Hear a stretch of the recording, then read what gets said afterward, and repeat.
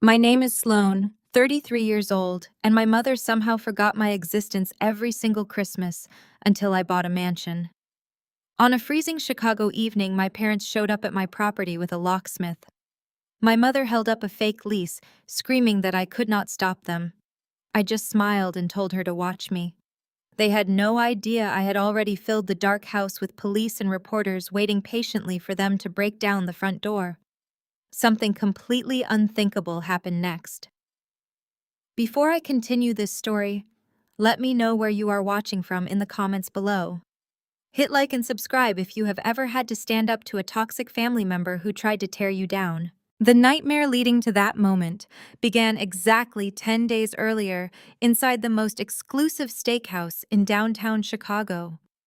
The crystal chandeliers cast a warm glow over the white linen tablecloths, but the atmosphere at our table was freezing.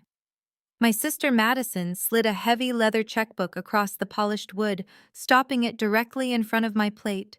Split the bill, she demanded, not even glancing up from her phone. Your share is $4,200. I stared at the embossed leather, then at my completely empty plate. A single glass of tap water sat in front of me. I had not ordered any food. I had not partaken in the 3 bottles of vintage champagne Kendrick, my brother-in-law, had insisted on ordering to celebrate a supposedly massive quarter at his hedge fund. I had simply sat there for 2 hours enduring their endless bragging. I am not paying $4,000 for water, I said, keeping my voice perfectly level. Madison scoffed, flipping her perfectly styled hair over her shoulder. She wore a designer dress that likely cost more than the dinner itself, funded entirely by Kendrick's mysterious wealth. Do not be so cheap, Sloane, Madison sneered. You are embarrassing us. If you cannot afford to hang out with successful people, you should have just stayed in your little apartment fixing broken laptops for a living. My mother Beverly slammed her champagne flute down. The sharp clink of crystal against the table caused a few diners nearby to turn their heads.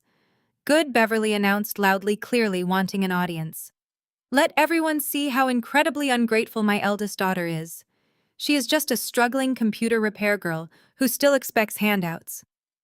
I sat perfectly still as her words cut through the elegant dining room. You owe us for this dinner. Sloane Beverly continued, her voice echoing off the mahogany walls.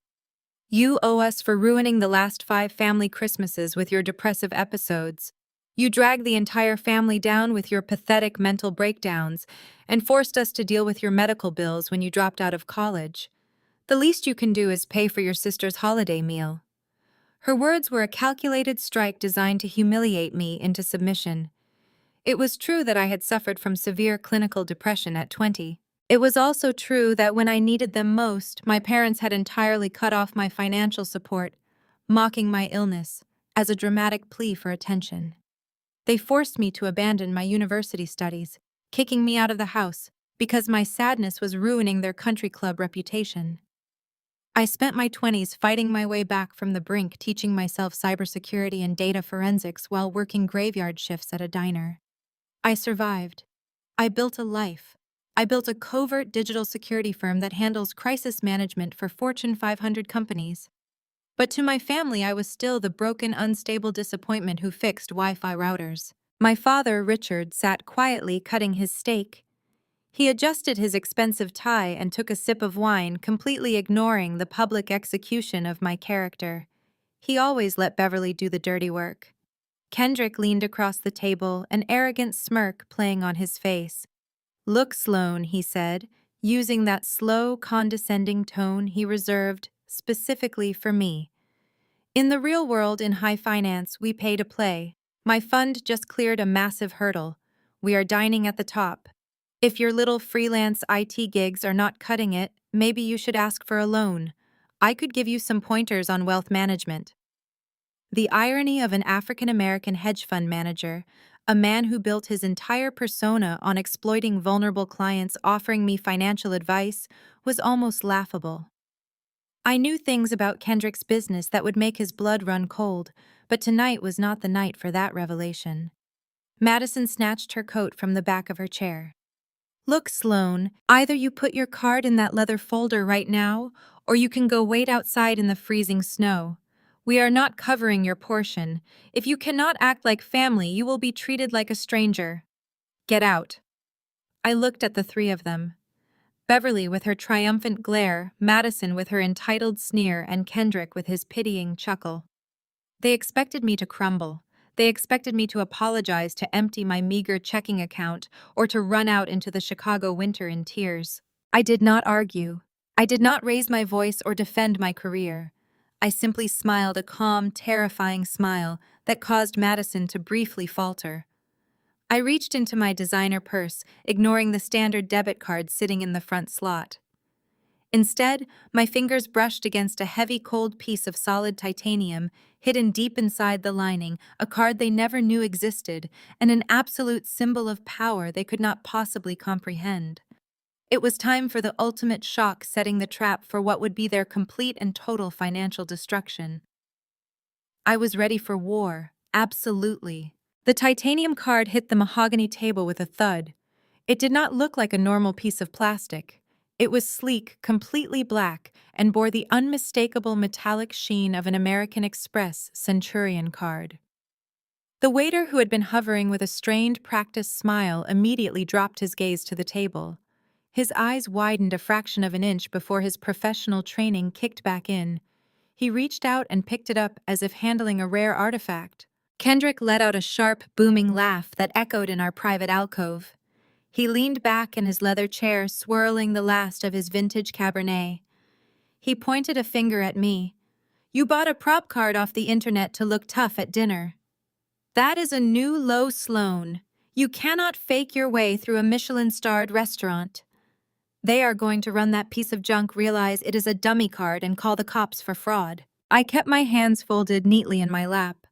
I did not blink, and I certainly did not defend myself. I just looked directly at the waiter. "Go ahead and run it," I told him, keeping my voice soft and even. "Take care of the entire table. Put a 20% tip on it as well." The waiter nodded swiftly, mumbled a polite acknowledgement, and practically sprinted away from the toxic radiation of my family table. Madison rolled her eyes. She adjusted her diamond necklace, shaking her head in disgust. "You are so embarrassing," she muttered, picking up her phone to undoubtedly complain to her followers about her delusional sister. "When that card declines, I am leaving you here to wash dishes. I am not bailing you out. Not again." Beverly leaned forward, the candlelight catching the sharp angles of her face. She looked at me with a mixture of pity and absolute contempt. "This is exactly what Dr. Evans warned us about 10 years ago," Beverly said, making sure her voice was loud enough to carry. "Grandiose delusions. It is the same manic behavior that ruined your college education. You refused to get out of bed, you failed your classes, and you expected us to just keep writing checks. We cut you off for your own good, Sloane. We had to protect the family reputation. And look at you now, playing pretend with fake credit cards because you cannot handle the reality of your pathetic life." I felt a familiar tightness in my chest. But the old Sloane, the scared 20-year-old who cried in her dorm room, was dead. The woman sitting here had built an empire from the ashes they left behind. I stared right back at my mother. "You did not cut me off for my own good, Beverly. You cut me off because my clinical depression was not a good look for your country club luncheons. You abandoned me when I could barely breathe, and you told everyone I was just lazy." Richard slammed his hand flat on the table, rattling the silverware. "Do not speak to your mother that way," he snapped. His face was flushed with anger. "You have contributed absolutely nothing to this family. You fix broken laptops for minimum wage, while your sister builds a real brand and Kendrick manages millions. You should be sitting here taking notes, not throwing a tantrum." Before I could respond to my father's outdated assessment of my life, the waiter returned. He was not walking normally. He was moving with that distinct, hurried reverence reserved exclusively for the ultra-wealthy. He stopped next to my chair and bowed his head slightly, presenting the leather checkbook with both hands. "Everything is processed, miss," the waiter said, his voice dropping an octave in sheer respect. "Thank you so much for your extraordinary generosity tonight. We truly appreciate your business. If there is anything else you need, please let me know immediately." I took the custom pen he offered and signed the receipt with a quick flourish. I did not look at the total. I did not need to. Thank you, I replied, handing the book back. We are finished here. Kendrick stopped swirling his wine. The arrogant smirk completely vanished from his face, replaced by a deep, sudden confusion. He stared at the waiter, then stared at the black card, now resting securely back in my palm. That is impossible, Kendrick muttered, leaning forward, his eyes darting to the receipt book as the waiter walked away. You cannot get a Centurion card unless you spend $250,000 a year. It is by invitation only. You are a freelance IT tech. You live in a studio apartment. Madison dropped her phone onto the table. Mom, she probably stole it. She probably stole a client's information and cloned a card. This is identity theft. Richard furiously jabbed a finger in my direction. Who did you scam to get that card, Sloane? Tell me before I call the police. I will not have a criminal ruining my reputation. I placed the heavy titanium card back into my purse and locked my gaze onto my father. The silence stretched for a long, terrible moment. I do not fix computers, Dad. I said, my voice slicing through the heavy tension of the room like a perfectly honed blade. I run a cybersecurity forensics firm, and I did not scam absolutely anyone to buy the Astor estate in the suburbs yesterday. Beverly physically recoiled. Her elbow jerked backward violently, striking her crystal wine glass. It shattered against the table, sending dark red liquid pouring across the pristine white tablecloth, like a sudden spreading stain. She did not even flinch at the sound of the breaking glass. She just stared at me, her face draining of all color. The Astor estate. Beverly shrieked, her voice cracking in sheer disbelief and rising panic. That is a $6 million property. You stole that money. Kendrick did not say a word. His eyes narrowed, stripping away the polished veneer of the successful hedge fund manager. He stared at the black card resting in my hand, and I could practically hear the gears grinding in his head. The arrogance that usually puffed out his chest deflated, replaced by a cold, calculating silence. My mother stood frozen, her mouth opening and closing as she tried to process the reality that the daughter she had written off as a financial burden was now standing before her with a titanium symbol of absolute wealth. Madison stared at the shattered crystal and the spilled wine seeping into the white tablecloth. She looked up at me, her perfectly contoured face twisting into a mask of pure jealousy. You are lying, Madison hissed, though her voice lacked its usual bite. You are completely making this up.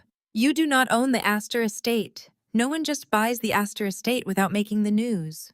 I slipped the card back into my purse and snapped it shut.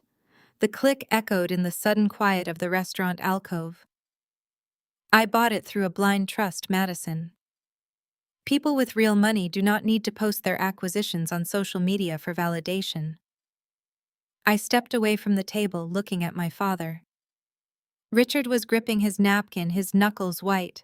He looked as though he wanted to demand an explanation to assert his authority as the patriarch, but the undeniable proof of my financial independence had stripped him of his usual power. Thanks for the invitation to dinner, I said smoothly. I will leave you all to enjoy the rest of your evening. I turned and walked out of the steakhouse. The crisp Chicago winter air hit my face as I stepped onto the pavement, and for the first time in 10 years, I took a deep breath that did not feel restricted by the heavy weight of my family's expectations. I had dropped the bomb. I knew the shockwave would cause absolute chaos, but I also knew my family. They were not going to simply accept my success and walk away.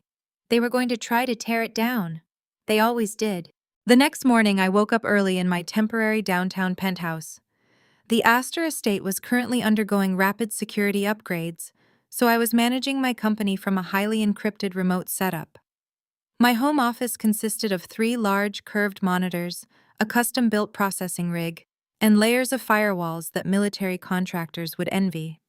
I sat down with a hot cup of black coffee and began my daily routine of monitoring my clients' network traffic. It was exactly 8:14 in the morning when my secondary monitor flashed a bright pulsing red. I set my coffee mug down instantly. That specific alert was not tied to any of my corporate clients. It was hardwired directly to my personal identity matrix. A warning klaxon sounded softly from my desktop speakers. Someone was actively attempting to access my financial records.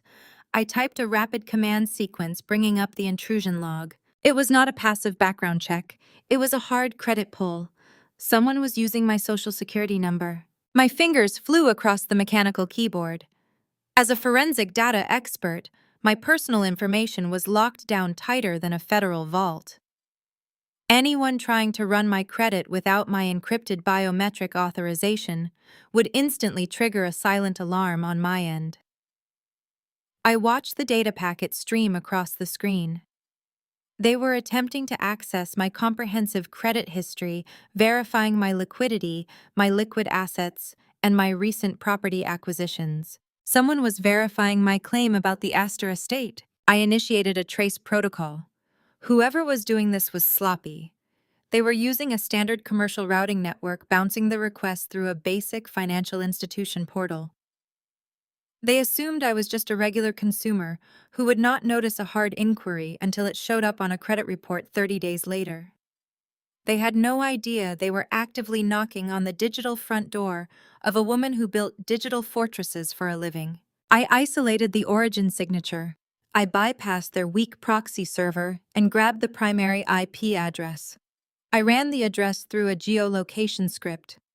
The progress bar loaded swiftly, filling with solid green blocks, until a satellite map of downtown Chicago appeared on my third monitor. A red pin dropped onto a sleek glass skyscraper located in the financial district. I zoomed in on the building directory, floor 42, Apex Global Capital, Kendrick. I leaned back in my ergonomic chair, my mind racing. Kendrick was running a hard credit check on me from his hedge fund office. But a simple background check did not make sense. He could have hired a private investigator for that.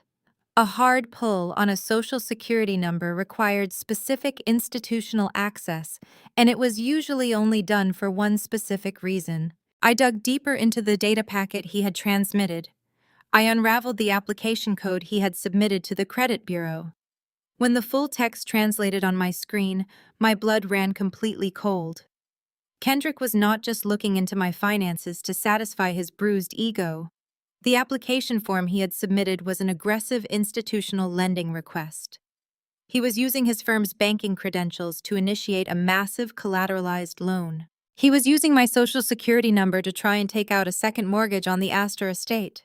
My brother-in-law, the man who had mocked my career just 12 hours earlier, was actively trying to leverage my $6 million property to secure cash for his own hedge fund. The sheer audacity of the crime was staggering. I stared at the blinking cursor on my monitor. He thought I was ignorant. He thought he could steal from me. He was completely dead wrong about me. I did not waste time calling a lawyer. I grabbed my keys and drove straight to the Astor estate. The morning air was biting, but the cold barely registered against the adrenaline flooding my system. I needed to see my property. I needed to ensure the renovation crew I had hired to install the biometric security network was unhindered. I turned onto the winding tree-lined road, leading to the private gated entrance of my new $6 million home. Instead of a clear path to the iron gates, I was forced to slam on my brakes. Kendrick's sleek silver Porsche and Madison's pristine white Range Rover were parked horizontally across the entrance, completely blocking the driveway. The message was unmistakable. They were treating my property as if they already owned it. I put my car in park, unbuckled my seatbelt, and stepped out onto the freezing asphalt. The massive wrought iron gates of the Astor estate loomed behind their vehicles, a stark reminder of exactly what they were trying to steal. Kendrick stepped out of the Porsche. He was dressed in a sharp, tailored navy suit, looking every inch the ruthless corporate raider he pretended to be. In his right hand, he held a thick, overstuffed legal folder. His chest was puffed out, his shoulders squared in a deliberate posture of physical and financial intimidation. He did not look like a brother-in-law showing up for a family chat. He looked like a repo man ready to execute a hostile takeover. Madison climbed out of her Range Rover a second later. She was already holding her phone up, the camera lens pointed directly at my face. She wore an oversized designer coat and a look of manufactured tragic concern. "What are you doing blocking my driveway, Kendrick?" I asked, keeping my voice steady and completely void of emotion. "Move your cars right now." Kendrick did not move a muscle. He flipped open the thick legal folder, his eyes scanning the top document with a smug, self-satisfied expression. "You do not have a driveway anymore, Sloane," he said, his voice dripping with condescension. "You do not have an estate, and you certainly do not have the financial autonomy you think you do. As of 8 o'clock this morning, I have initiated a fiduciary proxy transfer. We are freezing your accounts, halting your unauthorized expenditures, and executing an emergency asset reallocation protocol." I stared at him, recognizing the tactic immediately. It was the same aggressive financial jargon he used to bulldoze his clients. He threw out complicated terms to make people feel small, stupid, and legally outgunned. "You cannot reallocate assets you do not own," I replied flatly. "That is called theft." Kendrick laughed, a harsh, grating sound. "It is not theft when I am acting as your legally appointed financial guardian." He tapped a manicured finger against the documents in his folder. "Your mother and father came to my office last night after your little stunt at the restaurant.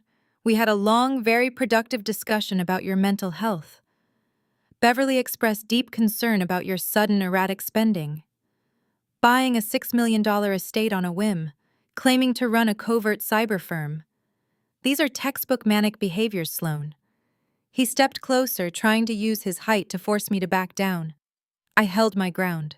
"Given your documented history of severe clinical depression and emotional instability," Kendrick continued, "Beverly has officially petitioned the court for temporary involuntary conservatorship.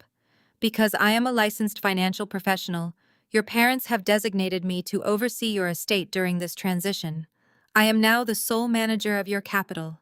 I have the legal authority to leverage this property to cover the debts you have recklessly accumulated." I felt a cold fury settle in the pit of my stomach. They were weaponizing my past trauma. They were using the darkest period of my life, a depression caused entirely by their emotional abuse, to steal the wealth I had built completely without them. Kendrick was not just trying to take out a second mortgage to save his failing hedge fund.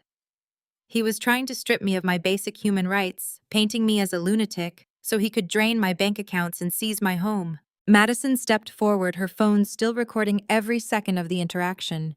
She adjusted her angle to make sure her flawless makeup caught the morning light. "Guys, this is so hard." Madison spoke directly into her phone, using her signature fake whisper. "I am here with my sister Sloane. We are trying to get her the psychiatric help she desperately needs.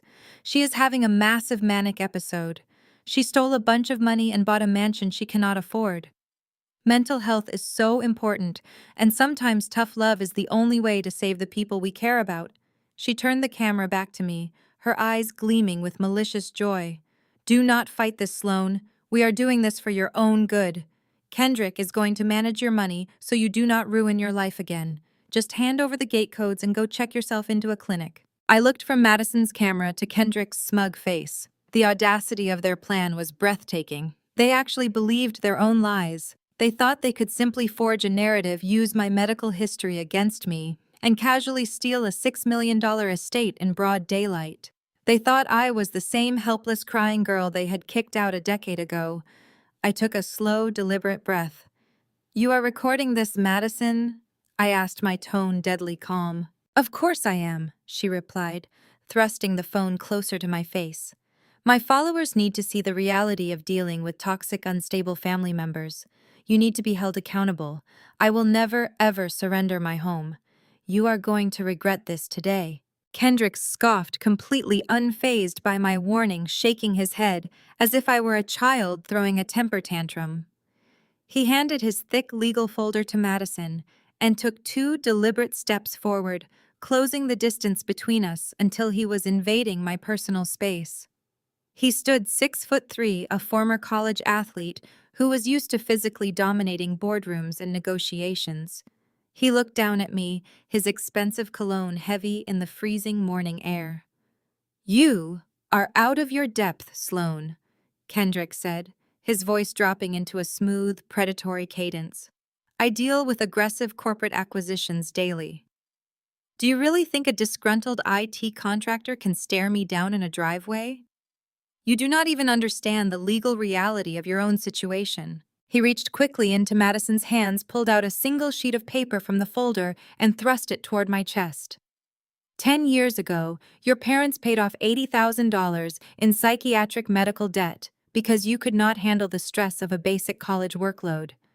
When they bailed you out, you signed a blanket power of attorney. You gave Beverly and Richard absolute financial conservatorship over your assets. That document is still active, Sloane. My fund is executing a massive real estate portfolio expansion, and your parents, as your legal financial guardians, have authorized me to leverage this estate. This house is now officially listed as collateral for Apex Global Capital. Madison leaned in closer with her phone, adjusting the angle and capturing every single word. Hear that, guys? Madison cooed to her live audience. We are just securing her assets so she does not blow it all on another manic episode. It is called taking responsibility. Her screen filled with floating heart emojis and encouraging comments from strangers who had no idea they were watching an attempted real estate heist unfold in real time. Madison smirked, clearly thrilled by the engagement metrics this family drama was generating for her channel. I did not reach for the piece of paper Kendrick was holding. I knew exactly what that document was, and I knew it had been legally dissolved the moment I turned 25. Arguing legal semantics with a narcissist in a driveway was a waste of breath. Kendrick was relying on the assumption that I was ignorant. He assumed that because I did not wear designer suits or flaunt my wealth, I was technologically and financially illiterate. He thought he could wave a forged, outdated document in my face and simply seize a $6 million property without facing any real resistance. You are right about one thing, Kendrick, I said, keeping my hands completely relaxed at my sides. I do not deal with corporate acquisitions. I pulled my phone from my coat pocket. It was not a standard consumer smartphone. It was a custom encrypted device I built from scratch for field operations. Kendrick let out a sharp, mocking laugh. Who are you calling Sloane? A lawyer. You cannot afford a lawyer who can go toe-to-toe with my legal team. Are you calling the police? Go ahead. I have the power of attorney right here. They will just tell you this is a civil matter and force you to vacate the premises immediately. I am not making a phone call today, I replied calmly. My thumb swiped across the black screen, bypassing the biometric lock and opening a terminal command window. I had breached Kendrick's home and vehicle networks the moment I woke up this morning and saw his unauthorized credit inquiry. I tapped a single line of code and hit execute. Instantly, the quiet suburban morning was shattered by a deafening, piercing siren. Kendrick jumped back, startled, as his silver Porsche erupted into total chaos. The headlights and taillights began flashing in a frantic, blinding strobe sequence. The horn blared in a continuous, deafening loop. Then, smoothly and simultaneously, all four windows of the luxury vehicle rolled down, letting the freezing winter air rush into the pristine leather interior. The engine shuddered and died completely, locking the steering column in place. Kendrick spun around, his eyes wide with shock. "What the hell is going on here?" he shouted over the blaring alarm. He fumbled in the pockets of his tailored slacks, frantically pulling out his black key fob with trembling hands. He jammed his thumb against the lock button, trying to override the system. Nothing happened. The car continued to scream, the hazard lights illuminating the driveway in erratic bursts. "Turn it off!" he yelled, smashing the buttons on his fob. "The car is completely malfunctioning." "It is absolutely not malfunctioning, Kendrick," I said, raising my voice, just enough to cut through the noise of the alarm. I triggered a remote override through the vehicle's onboard diagnostic system. I also activated the engine immobilizer protocol. Your key fob is now entirely useless. That car is a $200,000 brick sitting in my driveway until I decide to release it. Madison lowered her phone, her influencer persona dropping instantly as genuine panic washed over her face. "Sloane, stop it!" she shrieked, covering her ears to block out the blaring car horn. "You are breaking his car. Turn it off right now before I call the cops." I ignored my sister entirely, refusing to even acknowledge her dramatic outbursts. I stepped forward, confidently closing the distance Kendrick had tried to use to intimidate me earlier. I stepped directly into his space, forcing him to look down at me, while his prized possessions screamed in the background. I locked eyes with him, watching the supreme, blinding arrogance melt away into genuine, creeping fear. He suddenly realized he had miscalculated everything about who I was and what I was capable of doing. "I am not a lawyer, Kendrick," I whispered, my voice slicing through the chaos with absolute chilling clarity. "I am a forensic hacker. You just brought forged papers to a woman who can dismantle your entire digital life in exactly 3 clicks. You have no idea the war you just started." Kendrick's face flushed a deep, mottled crimson. The veins in his neck bulged against his starched collar. He lunged forward, his polished facade completely disintegrating under the realization that I had just turned his $200,000 status symbol into a useless paperweight. He raised his hand, pointing a trembling finger inches from my face. "You arrogant brat!" He began, his voice dropping into a guttural snarl, barely audible over the blaring horn. "You think playing a parlor trick with my car changes anything? I will destroy you. I will freeze every account you have, wipe out your credit, and leave you begging on the streets." Madison shrieked, holding her phone like a shield. "Do not touch him, Sloane. I have it all on video. You are a complete psycho. You are going to jail for this." Before Kendrick could take another step, a new sound cut through the crisp winter air. The wail of police sirens echoed down the tree-lined road, growing exponentially louder. Flashing red and blue lights painted the frost-covered trees and the Astor Estates gates in chaotic strobes. 2 police cruisers came careening around the bend, tires screeching as they slammed to a halt directly behind Kendrick and Madison's vehicles. I did not flinch. I stood perfectly still, watching the flashing lights illuminate the terrified realization in Madison's eyes. She actually thought I had called the authorities to arrest them for trespassing. She was wrong. The passenger doors of the lead cruiser swung open. The heavy boots of law enforcement hit the asphalt, but they were immediately followed by a pair of expensive designer heels. Beverly stepped out of the police vehicle, wrapping her cashmere coat tightly around her shoulders. She wore a look of manufactured distress, her brow furrowed in a perfect imitation of a concerned parent. Richard emerged from the other side, adjusting his posture to project absolute authority and control. They did not look like worried parents arriving at a sudden family crisis. They looked like conquering royalty, arriving to witness a public execution.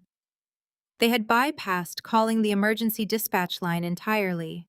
They had used their elite country club connections to bring a private taxpayer-funded security force directly to my front door. A tall man stepped out of the driver's side of the lead cruiser.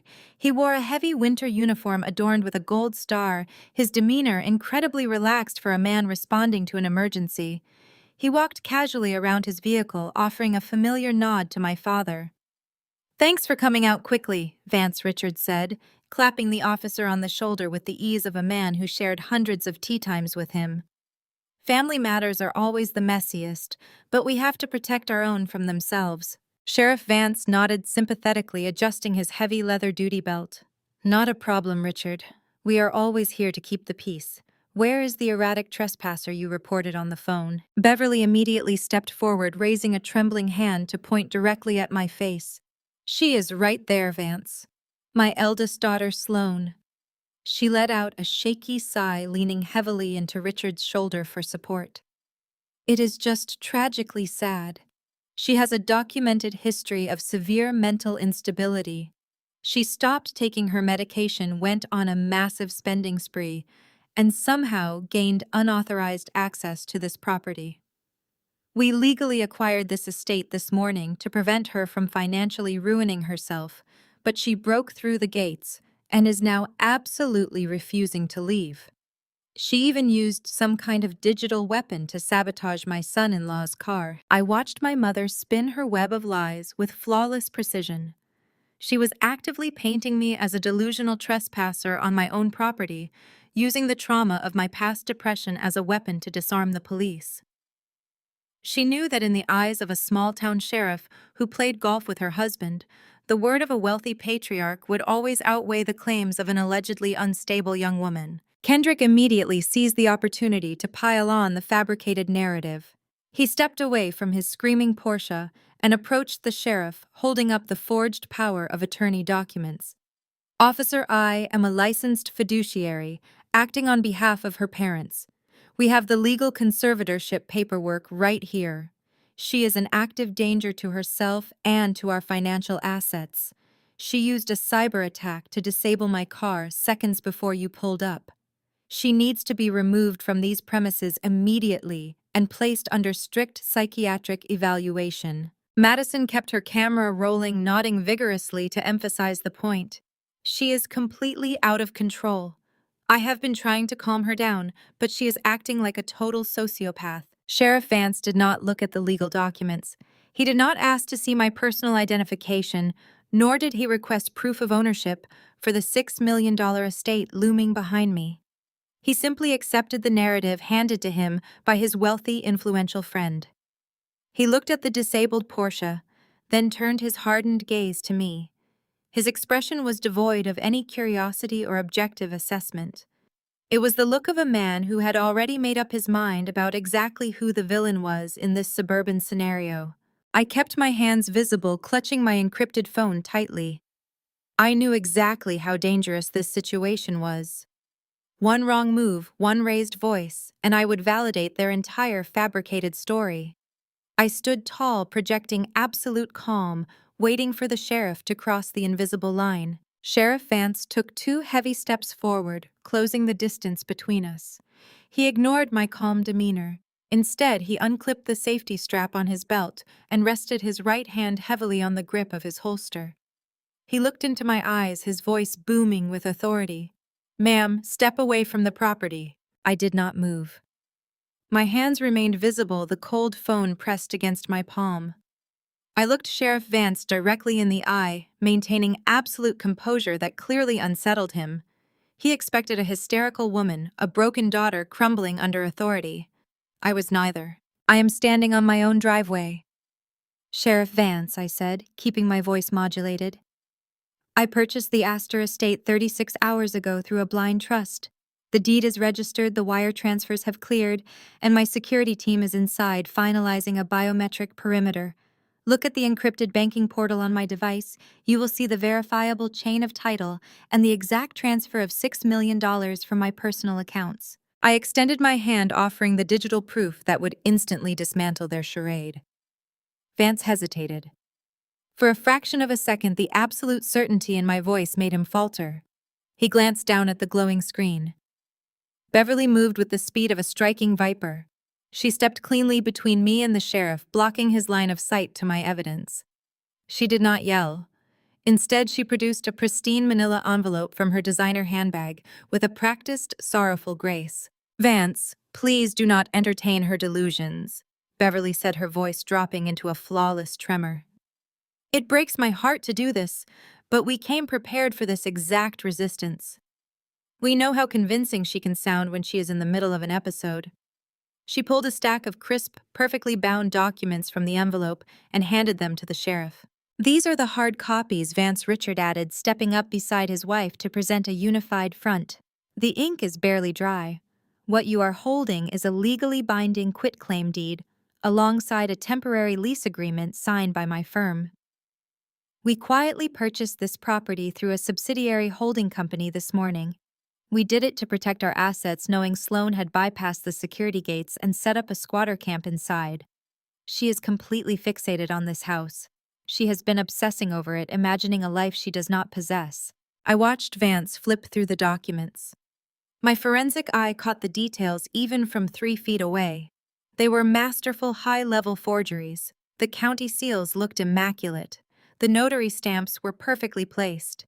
The signatures mirrored the exact convoluted legal framework Kendrick used to hide his hedge fund acquisitions. To a small-town sheriff who barely understood basic cybersecurity, let alone complex corporate shell companies, the thick stack of embossed paper looked like absolute truth. "Sheriff Vance," I stated clearly, "anyone with a high-end laser printer and a basic understanding of real estate law can manufacture a fake quitclaim deed in 20 minutes. I have direct access to the federal banking portal right here.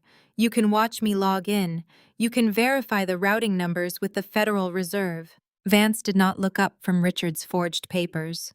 He scoffed, a short, dismissive sound that echoed in the freezing air. With all due respect, ma'am, anyone can fake a screenshot on a smartphone. I am looking at notarized county-stamped documents held by a man I have known for 20 years. Richard Wilson does not lie about real estate to my department. Beverly let out a soft, meticulously timed sob. She reached up, pressing a manicured hand against her chest as a single orchestrated tear rolled down her cheek. It is the medication, Vance. She has been off her medication for months. She has been living in a fantasy world, pretending to be a wealthy tech executive squatting here. We tried to get her into a secure facility quietly so it would not ruin her future. But now she is attacking Kendrick's vehicle and screaming. She needs serious psychiatric intervention before she physically hurts someone. Madison immediately stepped out from behind the Range Rover, pointing her phone camera directly at my face to capture the climax of their manufactured tragedy. "Look at her eyes," Madison whispered into her live stream, her voice thick with fake sympathy. "She is completely detached from reality. We just want our sister back." The sheer weight of their coordinated gaslighting was suffocating. They had layered their lies so thickly, weaving my genuine medical history with their current financial crimes, that they had created an impenetrable wall of plausible deniability. I was standing on a property I owned free and clear, surrounded by people determined to paint me as a dangerous, trespassing lunatic. Vance closed the manila folder and handed it back to my father with a firm, respectful nod. He turned to me, his hand dropping back down to the heavy leather of his utility belt. The sympathetic patience he had shown my parents vanished, replaced by the hardened glare of an officer dealing with a non-compliant suspect. "I am not going to stand out here in the freezing cold and debate property law with you," Sloane Vance said, his voice hard. "I have verified the paperwork with the rightful owners. You have no legal standing to be on these premises, and you have caused significant property damage to that vehicle. Your family is giving you a massive break by not pressing immediate vandalism charges." I opened my mouth to speak, to demand he run the names through the municipal database immediately, to insist he check the tax records or even contact the seller's broker directly. But he simply raised a heavy-gloved hand, cutting me off completely. "You have exactly 24 hours to gather whatever personal belongings you brought onto this estate and vacate the premises entirely. If my deputies drive by this gate tomorrow morning and see your car parked in this driveway, I will not be knocking on the door to ask politely. I will authorize a forced entry. I will place you in handcuffs, and I will personally arrest you for felony trespassing." I stared at Sheriff Vance, analyzing the rigid set of his jaw and the casual way his hand rested on his firearm. He was a private enforcer for the country club elite, arguing with a corrupt cop who had already decided I was an unstable squatter would only result in me leaving this estate in a squad car. A felony trespassing charge would trigger legal mechanisms Richard and Beverly could use to freeze my actual assets. They orchestrated this morning to provoke an explosive reaction. I was not going to give them one. I gave Vance a curt nod, turned my back on the group, and walked calmly toward the double doors of the estate. Behind me, I heard Kendrick let out a sharp breath of relief, followed by Beverly's manufactured sobs amplifying for the audience. I did not look back. I stepped over the marble threshold and let the heavy oak doors click shut, sealing out the winter chill and the toxic circus unfolding on my driveway. I had exactly 24 hours, but staying another minute was a tactical error. I moved swiftly through the echoing foyer and headed straight for the primary suite upstairs. I did not need to pack clothes or sentimental trinkets. I needed my weapons. I pulled a tactical backpack from the closet and loaded it. I packed my encrypted laptop, a burner tablet, 3 untraceable cellular hotspots, and hard drives containing mirrored backups of every financial transaction I had executed over the last 5 years. I also grabbed the physical biometric key that controlled the estate's underlying server architecture. Let Kendrick try to leverage a smart home when the brain of the house was sitting in my backpack. As I zipped the bag closed and slung it over my shoulder, the bedroom door flew open. Madison stood in the doorway, her phone held high, the ring light attachment casting a harsh, blinding glare across my face. She had followed me inside, eager to document my retreat for public consumption. "Look at her, guys," Madison narrated, her voice dripping with toxic performative pity. "She is finally packing up. Tough love is so incredibly hard, but evicting my toxic sister is the only way to get her the psychiatric help she desperately needs. We cannot just enable this delusion anymore. It is tearing our parents apart. I walked directly toward her, my face a mask of absolute indifference. Madison backed up, keeping the camera trained on me as we moved down the grand staircase. The screen of her phone was visible, and I could see the live chat scrolling by. The viewer count hovered just over 500,000. 500,000 strangers were watching my public crucifixion fueled by Madison's crafted narrative. The comments were a relentless stream. Some users were posting crying emojis praising Madison for her bravery and difficult choices. Others tore my character apart based on nothing but my mother's lies. "Look at her crazy eyes," one user typed. "Total psycho squatter," wrote another. "Send her to a ward before she hurts someone." Madison read the comments out loud, feeding off the validation of the mob, inflating her ego while assassinating my reputation. I did not break my stride, nor did I attempt to shield my face from the blinding ring light. Trying to hide would make me look guilty. I stared right through the camera lens, projecting a cold, unwavering calm that contradicted the hysterical narrative Madison was selling to her audience.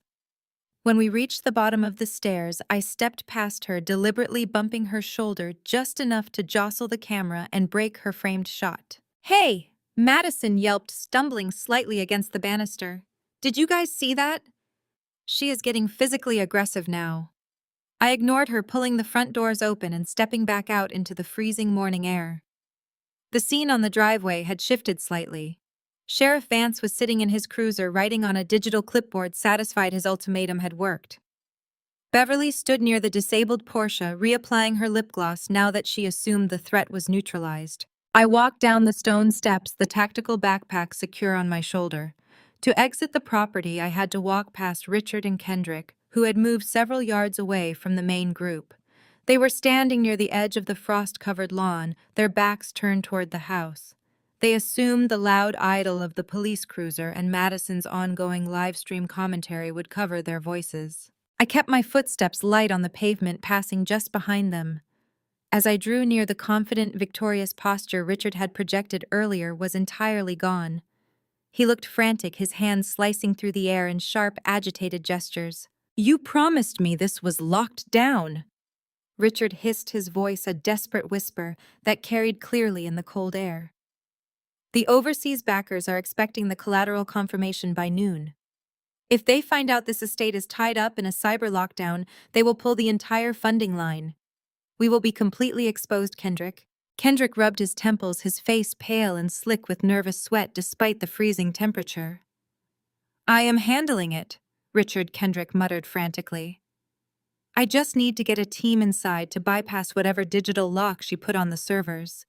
But if we do not secure the physical asset and show occupancy today, the shell company collapses. We need her completely gone, or the fraud investigators will trace the offshore accounts right back to your firm." I did not break my stride, keeping my face perfectly impassive as I continued walking down the long driveway toward the main gates.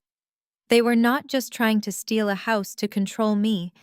They were using my estate to cover up a massive impending financial collapse. They thought they had evicted a helpless target, but they had actually given me everything I needed to win. I slowed my pace a fraction of a second, letting the crunch of my boots on the frost hide my active listening. Richard grabbed Kendrick by the lapel of his imported wool coat, yanking the younger man close. "This better work." Richard hissed, his voice trembling with a level of panic I had never heard from my father. "If your fund is short, $10 million, Madison will lose everything. Her lifestyle, the sponsorships, all of it. And I go down for the bridge loan I illegally authorized from the firm to cover your initial margin calls." Kendrick slapped Richard's hand away, glancing nervously toward the sheriff's cruiser. "Keep your voice down. The deed is filed. We have the physical asset. I just need to hold the line for exactly 48 hours. Once the new capital flows in, I reimburse your bridge loan, plug the $10 million gap, and Madison remains entirely clueless about how close we came to total ruin." I kept my expression utterly blank as I walked past them, my heart pounding a steady rhythmic beat against my ribs. A bridge loan, a $10 million shortfall. My father, the self-proclaimed paragon of corporate ethics, had committed financial fraud to bail out his golden son-in-law, and they were using my $6 million estate as the final bandage to stop the bleeding. I reached my unassuming sedan parked just outside the wrought iron gates. I tossed my tactical backpack onto the passenger seat and slid behind the wheel. My phone was vibrating continuously in the center console. Madison's live stream had reached viral velocity. Notifications flooded my screen with vicious messages tagging me in clips of my own eviction. They called me toxic, ungrateful, and unhinged. I turned the phone on silent and pulled away from the curb, leaving the flashing police lights and my family's manufactured drama in the rearview mirror. I did not drive toward a cheap motel or a friend's couch. I headed straight for the financial district. I pulled into the valet lane of the Grand Continental, a luxury hotel favored by visiting dignitaries and tech billionaires. I paid for the penthouse suite in cash using a corporate account completely disconnected from my given name. The concierge handed me the keycard with a bow, oblivious that I was currently the internet's most hated sister. Once inside the sprawling suite, I locked the door and immediately closed the blackout curtains. The opulent surroundings faded into the background. I was not here for room service or a spa day. I was here to go to war. I unzipped my backpack and pulled out my forensic rig, a customized high-end processing unit built specifically for deep network penetration and data extraction. I set it up on the polished mahogany dining table, linking it to the 3 untraceable cellular hotspots I had packed. Within minutes, my makeshift command center was fully operational. I cracked my knuckles and brought up the terminal window. My family thought I was a failed mentally unstable squatter. They were about to learn what a forensic hacker with an axe to grind could actually do. I targeted Apex Global Capital Kendrick's supposedly elite hedge fund. The outer firewall was a standard enterprise-grade security system, robust enough to keep out amateur snoops and lazy journalists. It was child's play for me. I ran a localized script that spoofed the credentials of his lead system administrator, bouncing my IP address through a half-dozen proxy servers located in Eastern Europe and South America to mask my point of origin. The digital gates swung open without triggering a single alarm. I was inside Kendrick's private server. I bypassed the public-facing portfolios and dug straight into the restricted executive ledgers. The data flowed across my screen in cascading lines of green text. It took me less than 20 minutes of cross-referencing his internal accounts with federal banking records to see the terrifying truth. Apex Global Capital was completely empty. It was not a hedge fund. It was a massive, sophisticated Ponzi scheme teetering on the absolute edge of total collapse. Kendrick had been taking new investor money to pay off the early adopters, siphoning off millions to fund his and Madison's lavish lifestyle. The designer clothes, the luxury cars, the endless exotic vacations that Madison flaunted to her 500,000 followers were all paid for with stolen money. But the well had run dry. A major institutional investor had demanded a massive withdrawal, triggering a catastrophic liquidity crisis. Kendrick was exactly $10 million short. That was the gap Richard had tried to plug with an illegal bridge loan from his own firm, risking decades of professional reputation to save his son-in-law. But even that was not enough. They needed a massive immediate cash injection. I opened a highly encrypted subfolder labeled Project Genesis. As I decrypted the contents, the final, sickening piece of their puzzle clicked into place. I pulled up a glossy, digitally rendered invitation designed for exclusive distribution to ultra-high net worth individuals. It was an invitation to a New Year's Eve gala. The ticket price was $10,000 a head, with a minimum investment pledge of $500,000 to attend. The hook they were using to reel in this fresh meat exclusive access to Apex Global's newest, most lucrative real estate acquisition. They were using the Astor Estate, my house, as the glittering bait. Kendrick had forged the quitclaim deed, not just to evict me, but to list the property as fake collateral on his fund's balance sheet, proving to prospective investors that he had the capital backing to secure their money. The gala was scheduled for tomorrow night, hosted right in the main ballroom of my home. My family was planning to sip champagne and collect millions in fraudulent investments, while I was supposed to be wandering the streets homeless and disgraced. I leaned back and smiled. The sheer audacity of the plan was almost impressive. Kendrick was cornered bleeding cash and facing the immediate collapse of a multi-million-dollar fraud. His solution was not to run or confess, but to double down with breathtaking arrogance. He was going to use my home to host a masquerade of wealth, trapping his most affluent targets in one room to extract the exact $10 million he needed to save his skin. If I locked the servers right now and froze his accounts, the resulting panic would be contained behind closed doors. Richard would use his powerful legal team to quietly untangle the mess, and Kendrick might find a way to quietly disappear before the authorities caught wind. That was entirely unacceptable. I did not want them to merely fail in the shadows where they could spin a new narrative and paint themselves as tragic victims of a volatile market. I wanted them to fall spectacularly in the glaring light of their own arrogance. I decided right then to let the gala proceed exactly as planned. I would let them pack the ballroom with the very investors they were actively defrauding, let the champagne flow and the string quartet play. I was going to turn my house into the perfect trap. To spring that trap, I needed absolute control over the battlefield. I opened a new terminal window on my forensic rig and targeted the Astor estate. Kendrick had likely hired expensive technicians to change the alarm codes and wireless passwords the moment I was escorted off the property by Sheriff Vance. He fundamentally misunderstood what he was dealing with. He thought the house was just drywall wiring and standard consumer electronics. He did not know that I had ripped out the estate's generic operating system weeks ago and replaced it with a proprietary network architecture I had coded from scratch. The house did not belong to the person holding the forged deed. It belonged to the person holding the cryptographic keys. I initiated the backdoor handshake protocol. The system authenticated my biometric signature instantly. I slipped past the newly installed firewall without leaving a single digital footprint. I was a ghost in the machine. I started by mapping the security cameras. A grid of high-definition video feeds populated my screen. I watched live as a team of decorators swarmed my grand foyer, draping white floral arrangements over the sweeping staircase and setting up a massive crystal champagne tower in the center of the room. Kendrick was pacing near the front doors, shouting into his cell phone while gesturing wildly at a catering manager holding a clipboard. I switched to the climate control network. The HVAC system was fully integrated into my command structure. With a few keystrokes, I mapped the ventilation zones for the ballroom, the dining hall, and the primary suites. I could drop the temperature to freezing or spike the heat to suffocating levels in seconds. Next, I accessed the electronic deadbolts. Every door in the Astor estate, from the main iron gates at the perimeter to the heavy oak doors of the master bedroom, operated on a complex magnetic lock system. I rewrote the administrative permissions, permanently locking Kendrick's security team out of the master controls. I now possessed the ability to seal the entire house with a single command.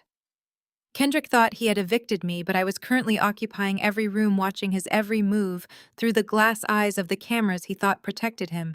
With the physical environment secured, I needed to solidify the financial kill shot. I pivoted back to the Apex Global Capital servers. The New Year's Eve gala was the bait, but the hidden ledgers were the lethal poison that would ensure they never recovered. I initiated a deep extraction protocol, bypassing the superficial accounting layers and drilling into the archived data. I needed the raw, unedited history of Kendrick's deception. The download progress bar crept across my screen as I pulled 3 full years of transaction histories.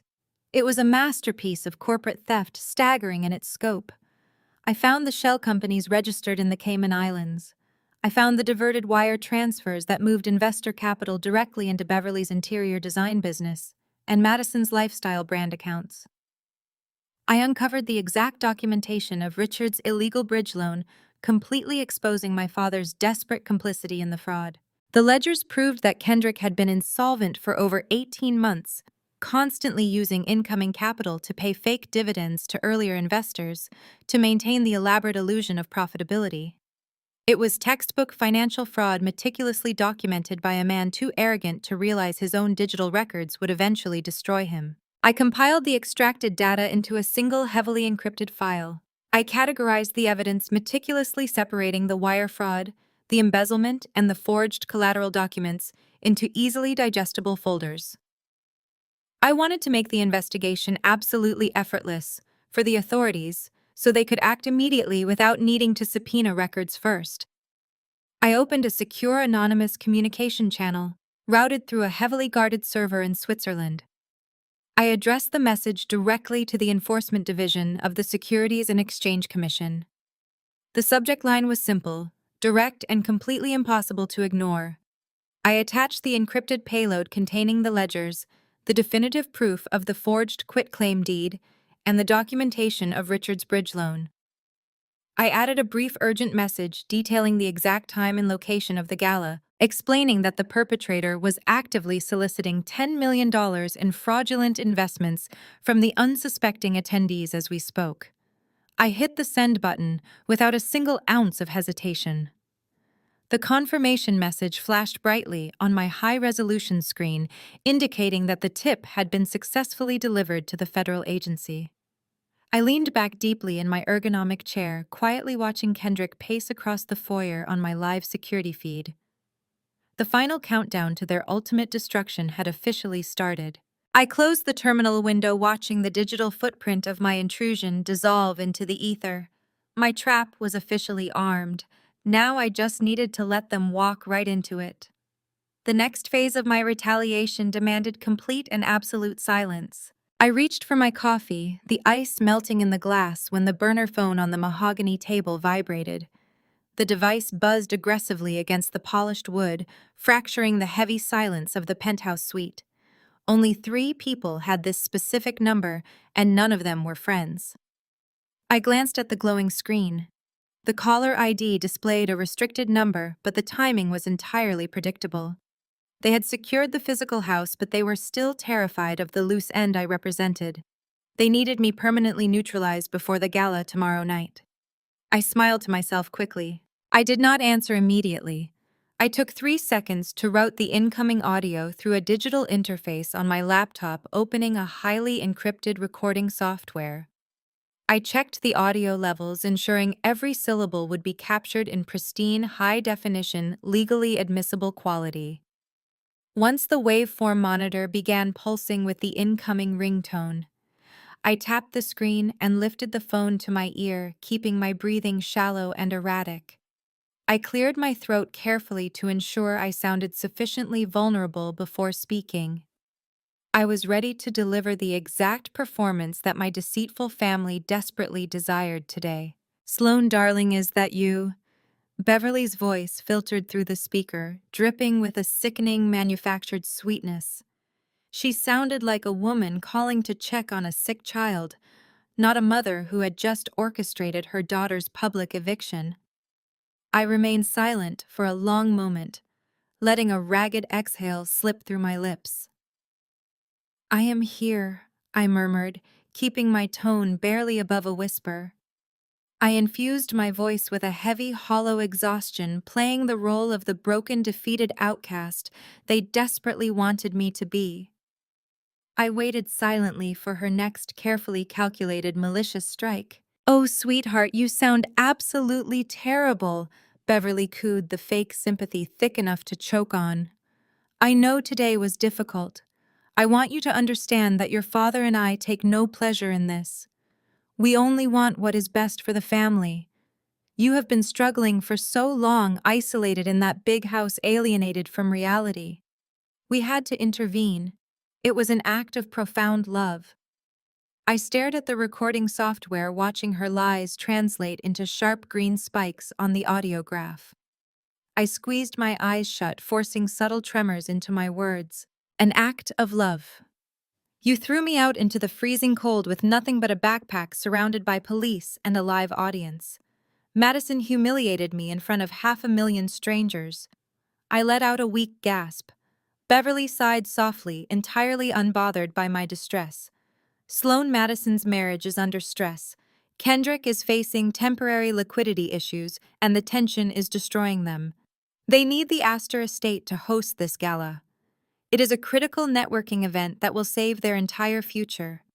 You have to understand the immense, overwhelming stakes involved in this particular situation. You are single.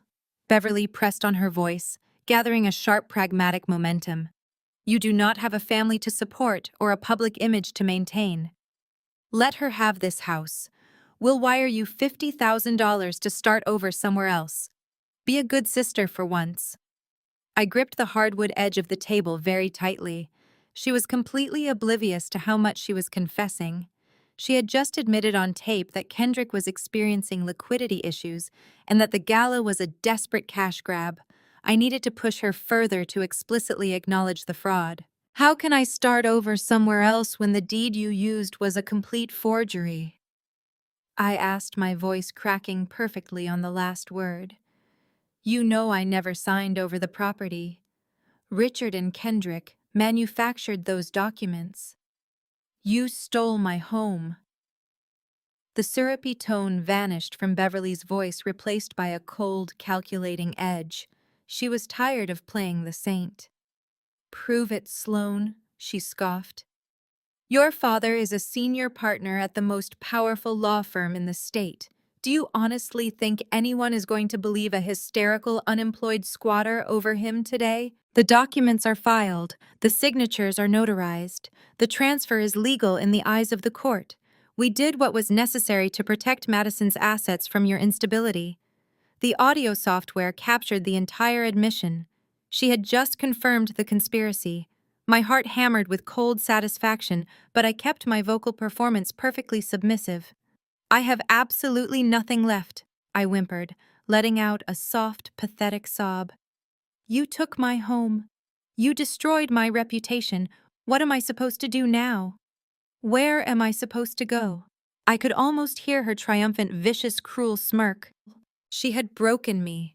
She had brought me to my absolute lowest point, and now she was ready to deliver her ultimatum. I let silence stretch across the line, pretending to cry.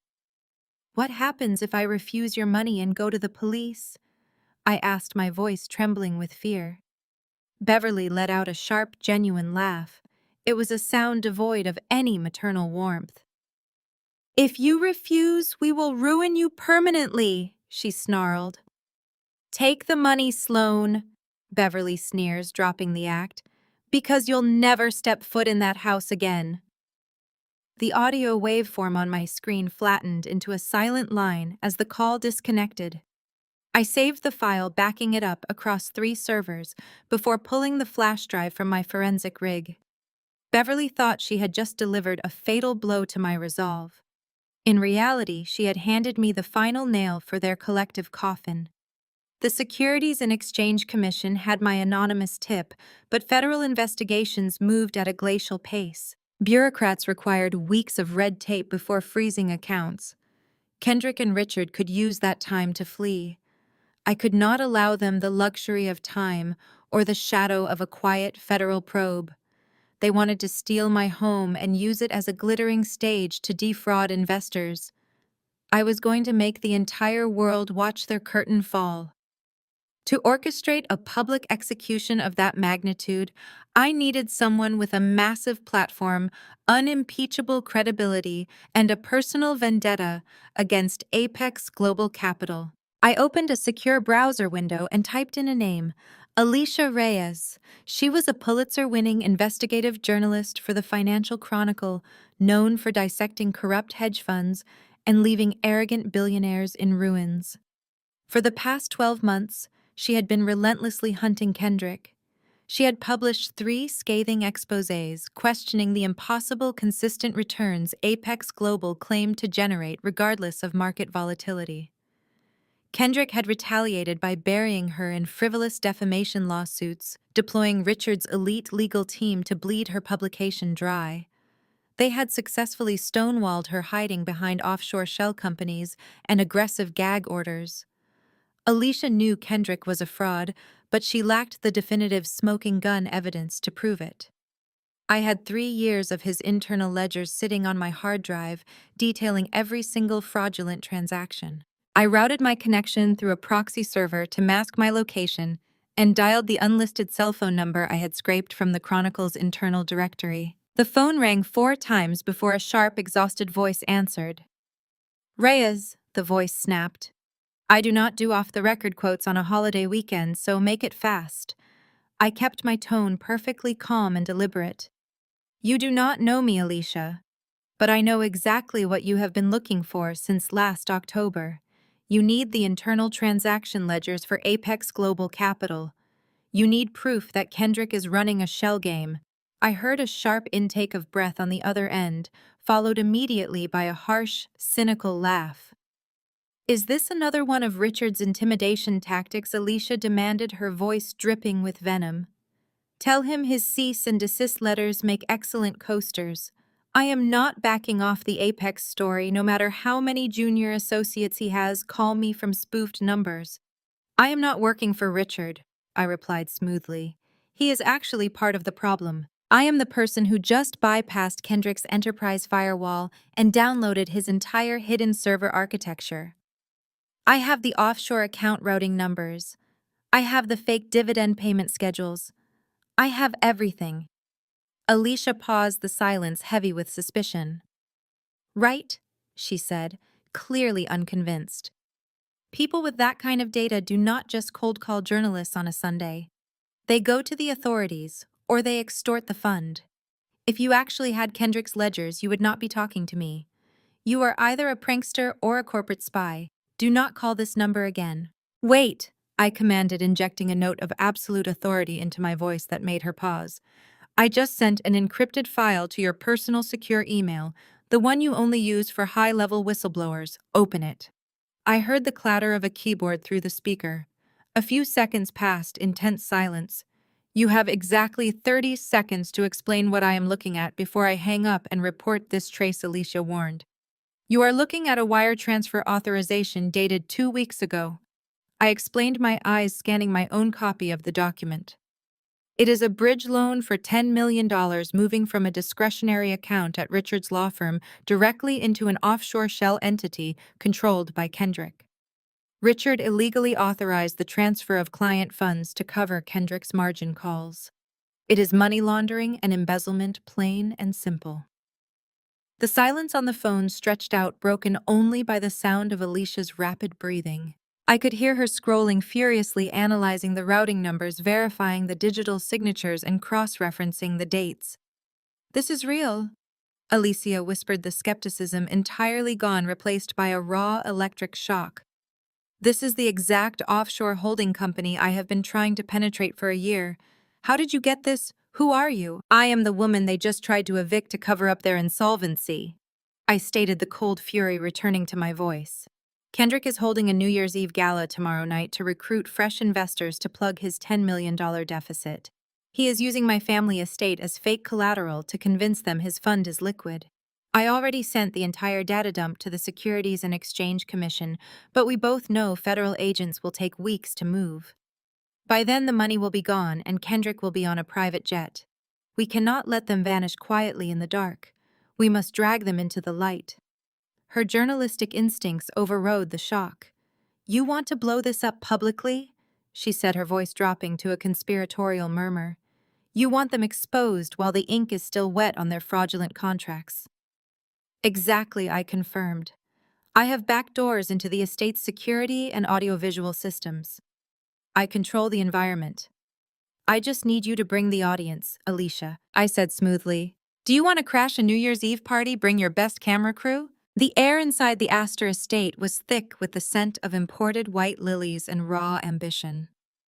It was December 31st, exactly 4 o'clock in the afternoon, and my former home had been completely transformed into a theater of financial deception. A small army of caterers and event planners moved with frantic precision across the marble floors of the grand foyer. They were erecting a magnificent tiered champagne tower right in the center of the entryway, precisely where my grandfather used to display his modest collection of antique maritime clocks. Just beyond the archway leading into the main ballroom, 2 artisans were putting the final touches on a massive, intricately carved ice sculpture depicting the Apex Global Capital corporate logo. The sheer, unadulterated opulence of the preparations was staggering. Every floral arrangement, every crystal flute, every velvet-draped cocktail table was carefully calculated to project an aura of absolute unshakable wealth. Kendrick was burning through the last fumes of his stolen cash to fund this extravagant masquerade, banking his entire survival on the desperate hope that a display of limitless prosperity would blind his guests to the underlying rot of his operation. I watched all of this unfold in crisp high definition from the comfort of my customized surveillance van parked 3 blocks down the street. My access to the estate's internal security feeds remained entirely undetected. I had multiple camera angles displayed across my primary monitor, giving me an omniscient view of the elaborate trap my family was blindly setting for themselves. On the secondary monitor, I pulled up Madison's live social media feed. She was standing on the sweeping grand staircase wearing a glittering, floor-length silver gown that caught the harsh light of her portable Ring camera. Her face was a mask of flawless manufactured joy as she twirled for her 500,000 followers. "Welcome to our new incredible home, you guys," Madison gushed, her voice echoing through the foyer and perfectly synced with the audio coming through my tactical rig. "We have been keeping this absolute dream of a house a secret for months, but Kendrick and I are finally ready to share our ultimate blessing with the world. We are hosting the most exclusive New Year's Eve gala in the city tonight, and I just had to give my loyal followers a sneak peek at the magic before the VIPs arrive." She swept the camera around, capturing the ice sculpture and the frantic caterers, intentionally keeping the frame wide to emphasize the sheer scale of the architecture. Her performance was a masterclass in narcissistic delusion. She spoke about hard work, positive manifestation, and the rewards of building a luxury lifestyle, entirely oblivious to the fact that her husband was a criminal fraudster and the house she was claiming as her own legally belonged to the sister she had ruthlessly evicted yesterday morning.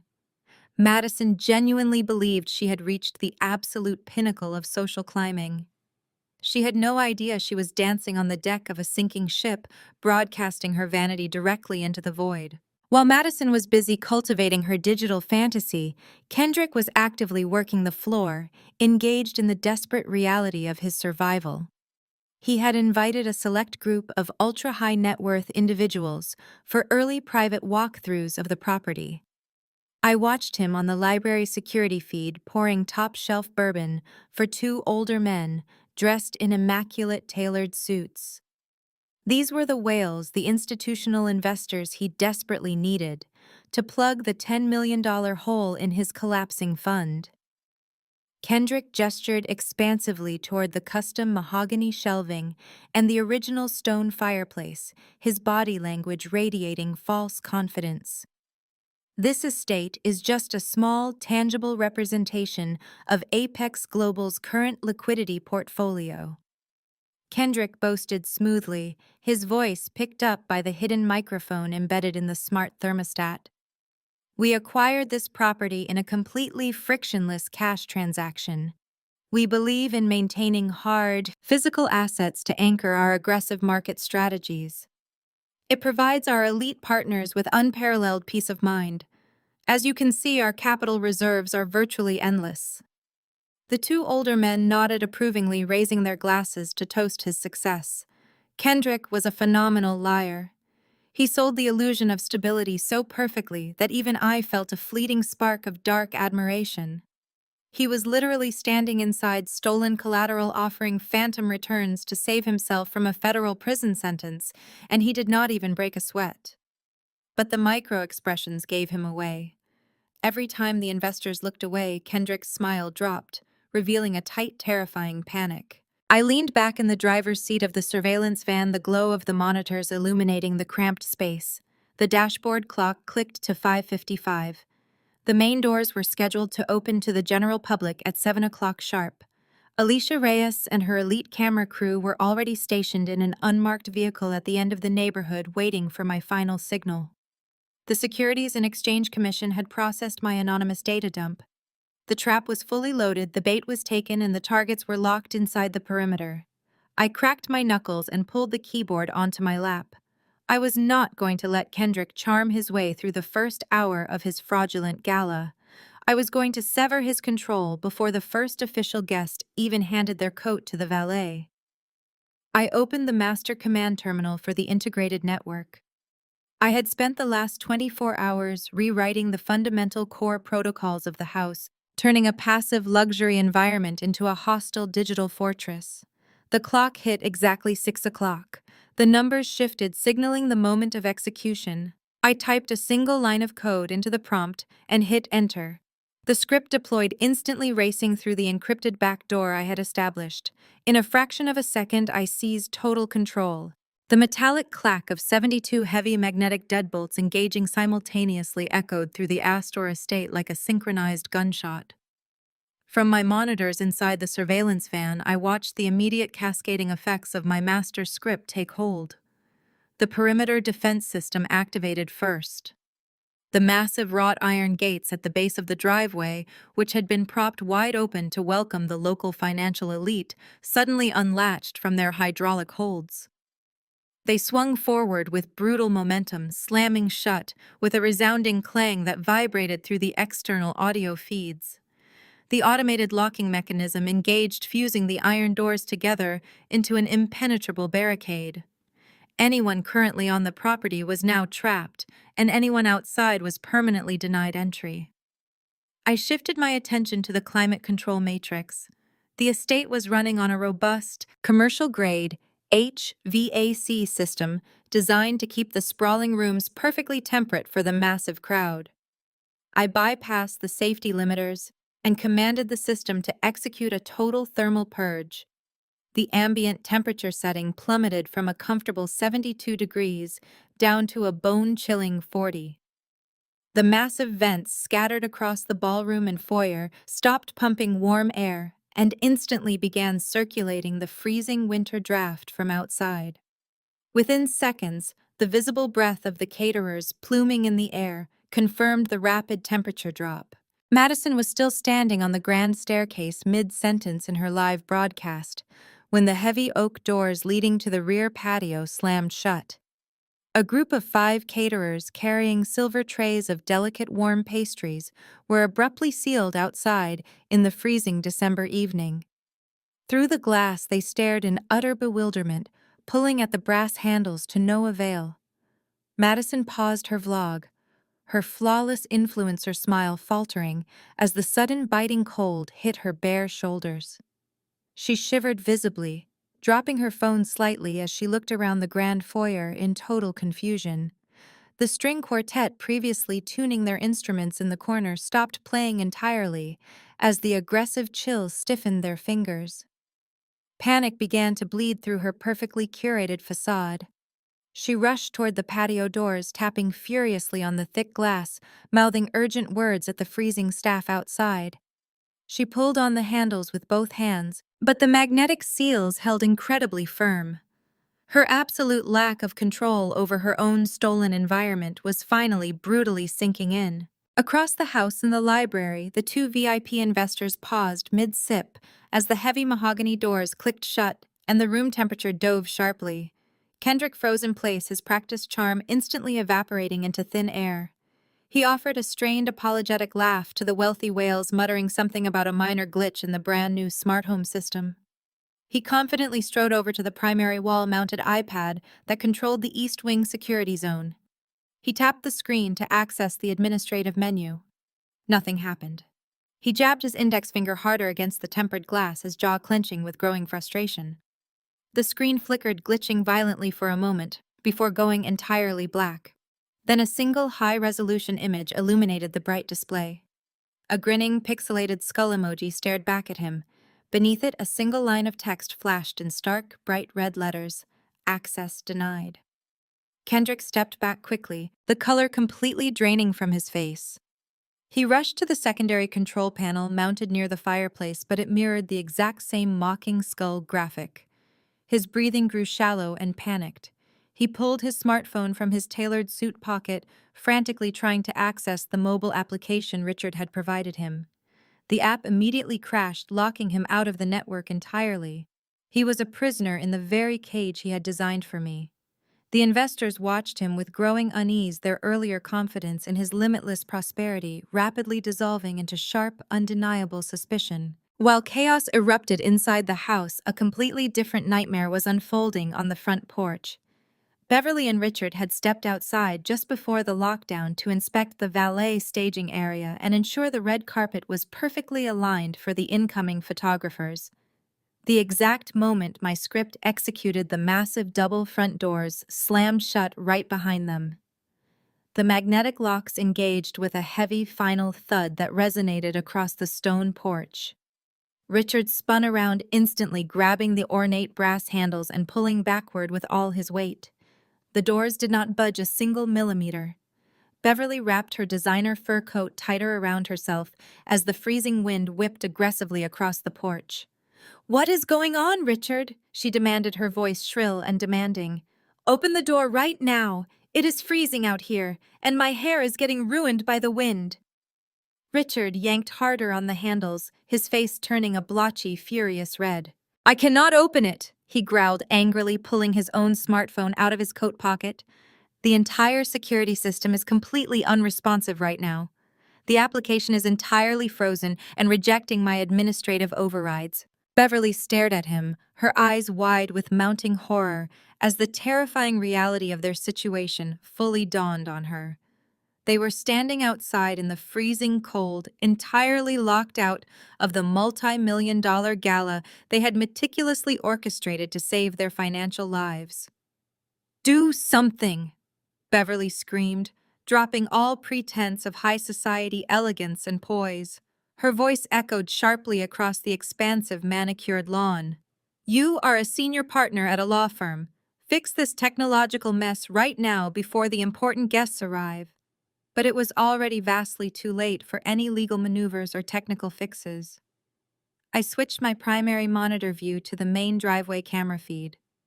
A sleek black town car was currently pulling up to the wrought iron gates. Right behind it, a silver limousine joined the growing queue. The extremely wealthy VIP guests were finally arriving right now. The very first town car glided to a halt at the base of the wrought iron gates, its headlights cutting through the freezing December dusk. A chauffeur stepped out, visibly confused by the barricaded entrance, and pressed the intercom button. The sharp, persistent buzzing echoed across the lawn, amplifying the sheer indignity of the situation. Beverly gripped Richard's arm, her nails digging into the sleeve of his tailored cashmere overcoat. Her breath plumed in the frigid air as she watched the silver limousine idle right behind the town car, a clear indication that the financial elite were piling up on the street. Richard had built his entire career on projecting absolute control and unshakable authority.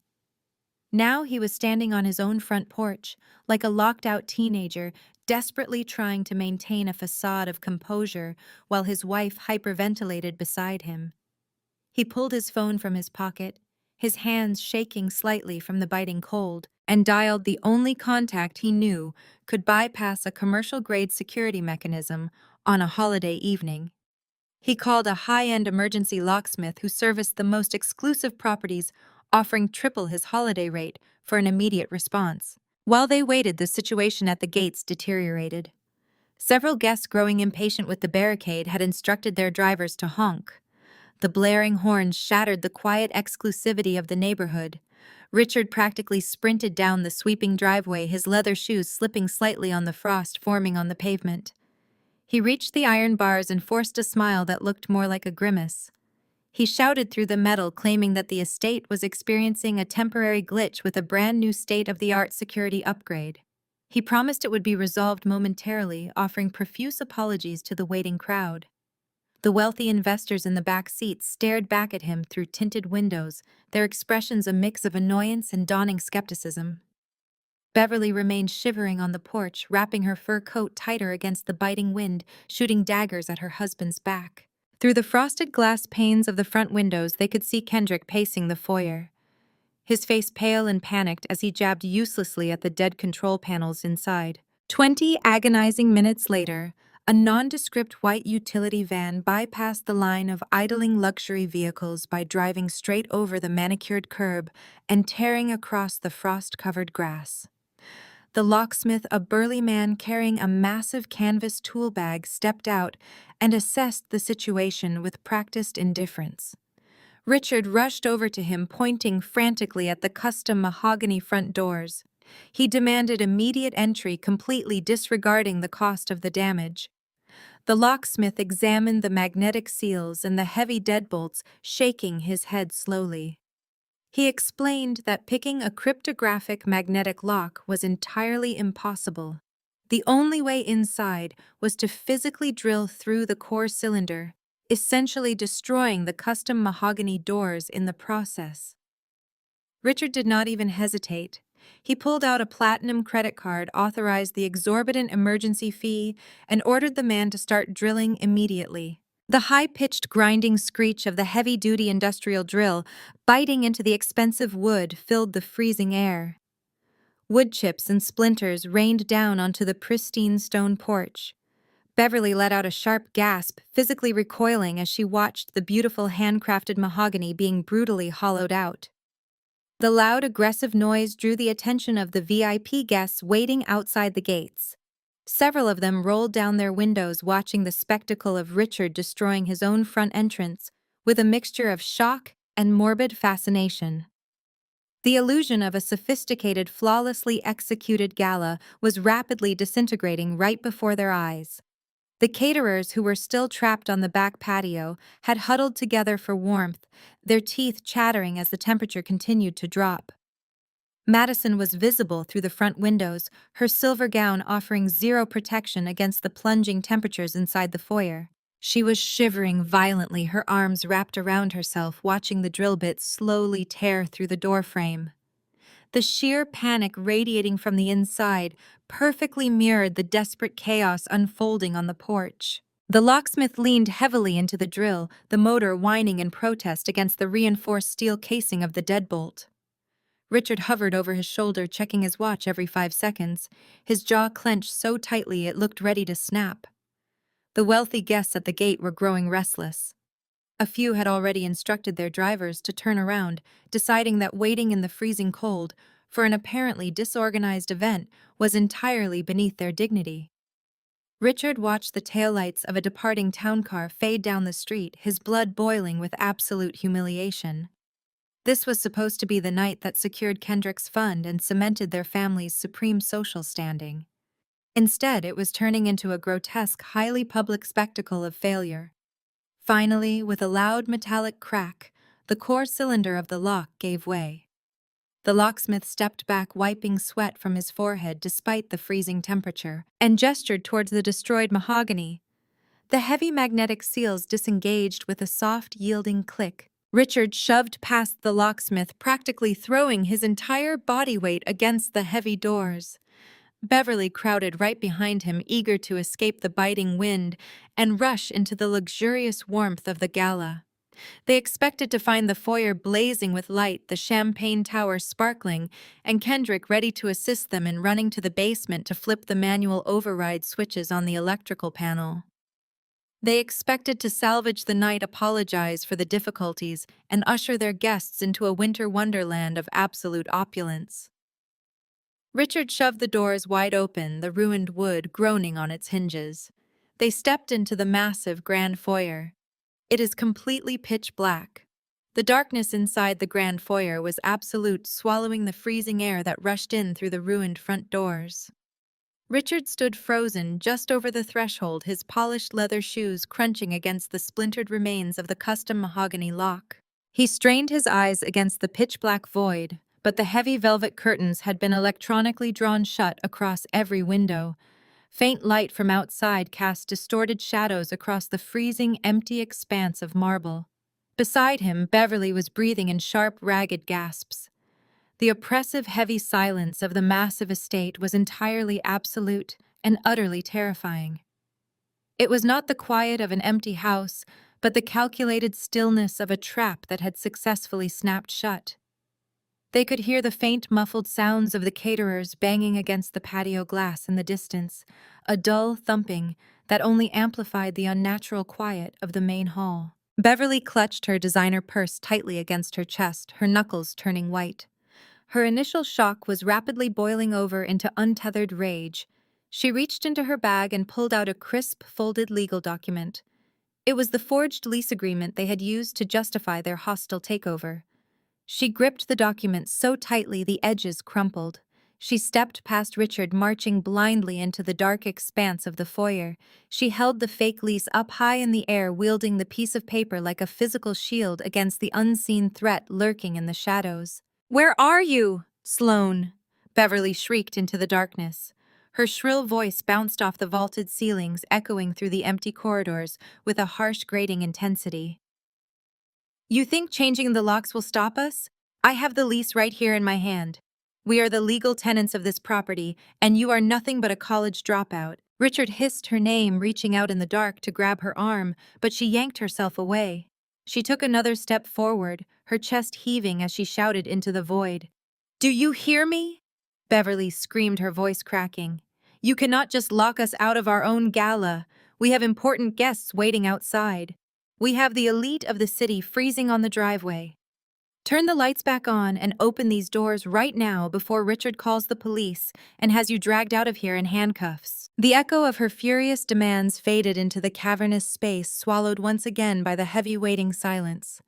For a long, agonizing moment, nothing happened. The darkness remained impenetrable. Then a sound cut through the quiet. Click, clack, click. It was the sound of a leather heel striking marble, slow, deliberate, and perfectly measured. The footsteps echoed from the sweeping grand staircase that curved upward toward the second-floor gallery. Richard stiffened instinctively, taking a half-step backward toward the broken front doors. Beverly froze in place, the forged lease trembling slightly in her raised hand. The rhythmic sound of the footsteps descending the stairs was terrifying in its absolute calm. There was no rush, no panic, no hesitation. It was the sound of someone who possessed total and complete control over their environment. I stood on the middle landing of the marble staircase, looking down at the pathetic silhouettes of my family huddled in the dark near the ruined entrance. I had spent the last 5 years watching them build their empire on lies, deception, and stolen assets. I had watched them mock my ambitions, dismiss my intellect, and ultimately try to steal the one tangible piece of legacy my grandfather had left me. Now the tables were irrevocably turned. I did not raise my voice. I did not need to. In the absolute quiet of the locked-down estate, my voice carried with crystal-clear precision. "Watch me," I said, the words dripping with ice. I raised my smartphone, the screen glowing brightly in the shadows, illuminating my face. I opened the master control application that I had custom-coded over the past 24 hours. I bypassed the standard user interface and accessed the root command directory. I did not look at the screen. I kept my eyes locked directly on Beverly's terrified silhouette as I tapped a single specific button on the display. The response was instantaneous and explosive. The massive tiered crystal chandeliers suspended high above the foyer blazed to life in a fraction of a second. They did not just turn on, they flared with blinding maximum intensity, flooding the expansive room with harsh, uncompromising light. The sudden transition from pitch black to brilliant illumination hit Richard and Beverly like a physical blow. They both flinched violently, throwing their arms up to shield their eyes from the glaring assault. As their vision slowly adjusted to the blinding light, the full, devastating reality of their situation was finally revealed in excruciating high definition. They could now clearly see Madison trapped in the freezing hallway near the patio, her makeup running, her silver gown offering no warmth as she stared through the glass at the locked-out caterers. They could see the magnificent ice sculpture of the Apex Global Capital logo, already beginning to crack under the sudden temperature shifts I was orchestrating through the HVAC system. They could see the splintered, ruined mahogany of the front doors, a stark testament to their own panicked desperation. And they could see me. I was standing on the landing wearing a sharply tailored black suit, my posture perfectly straight, my expression entirely unreadable. I was not the awkward, discarded relative they remembered. I was the architect of their total destruction. I held my phone casually in my left hand, the digital key to every door, window, camera, and thermostat in the estate. The forged lease in Beverly's hands suddenly looked incredibly small and entirely useless. The gala they had banked their entire survival on was officially dead, and the night was just beginning. As the initial shock of the blinding illumination began to recede, the harsh reality of the foyer came into sharp, devastating focus for my family. The grand entryway was not the empty, abandoned space they had assumed while blindly shouting their demands into the dark. It was fully occupied, but the audience standing before them was not comprised of the wealthy elite or the institutional investors they had so desperately hoped to impress. Formed in a tight, impenetrable semicircle blocking every possible exit route to the deeper corridors of the estate were 10 federal agents. They stood shoulder to shoulder, their posture rigid and uncompromising, wearing navy blue windbreakers with the bright yellow letters FBI emblazoned across their backs and chests. Beside them stood a team of 5 sharply dressed officials from the Securities and Exchange Commission, holding thick, heavily organized leather portfolios. Right in the absolute center of this imposing federal blockade stood Alicia Reyes, the city's most relentless investigative journalist, flanked by a burly cameraman carrying a heavy shoulder-mounted broadcast camera.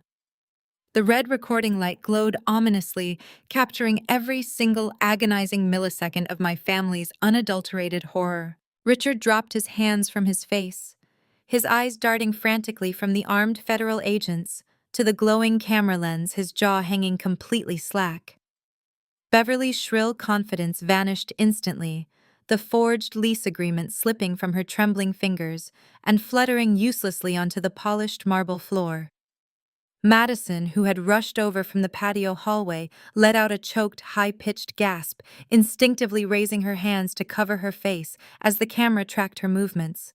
Kendrick stood frozen near the archway of the library, the color entirely drained from his face. His perfectly tailored suit suddenly looked like a prison uniform. I descended the remaining steps slowly, my leather heels clicking against the stone in perfect rhythm, until I stood face to face with the people who had tried to erase my existence. "You brought a fake lease to a federal raid, Beverly," I said, my voice carrying cleanly through the silent, echoing space. "That was your first mistake. Your second mistake was underestimating the dropout you thought you could effortlessly push aside." Richard finally found his voice, though it cracked pathetically under the weight of his mounting panic. "What is the meaning of this?" he demanded, attempting to summon his usual legal bluster. "You have absolutely no right to be here. This is private property, and we demand that you leave immediately." An older woman in a sharp gray suit stepped forward from the line of SEC officials, her expression entirely devoid of sympathy or hesitation. She did not even bother to look at Richard, completely ignoring his frantic, hollow demands. Her steely gaze was locked directly and exclusively on Kendrick. "Your legal authority over this property evaporated the moment the fraudulent shell company used to purchase it was officially seized by the federal government 30 minutes ago," the woman stated smoothly, her voice ringing with absolute authority. "This entire estate is now classified as an active crime scene and a primary asset in an ongoing federal investigation." Kendrick's eyes widened in sheer, unadulterated terror. He looked at the locked front doors, the barricaded windows, and the armed agents blocking the hallway. The complex, fraudulent empire he had spent years meticulously building out of stolen funds and elaborate lies was crashing down around him in real time. The walls were closing in, and his carefully constructed facade of the brilliant, untouchable financial prodigy completely shattered. Driven by pure blind panic and the desperate instinct of a cornered animal, Kendrick made a disastrously foolish decision.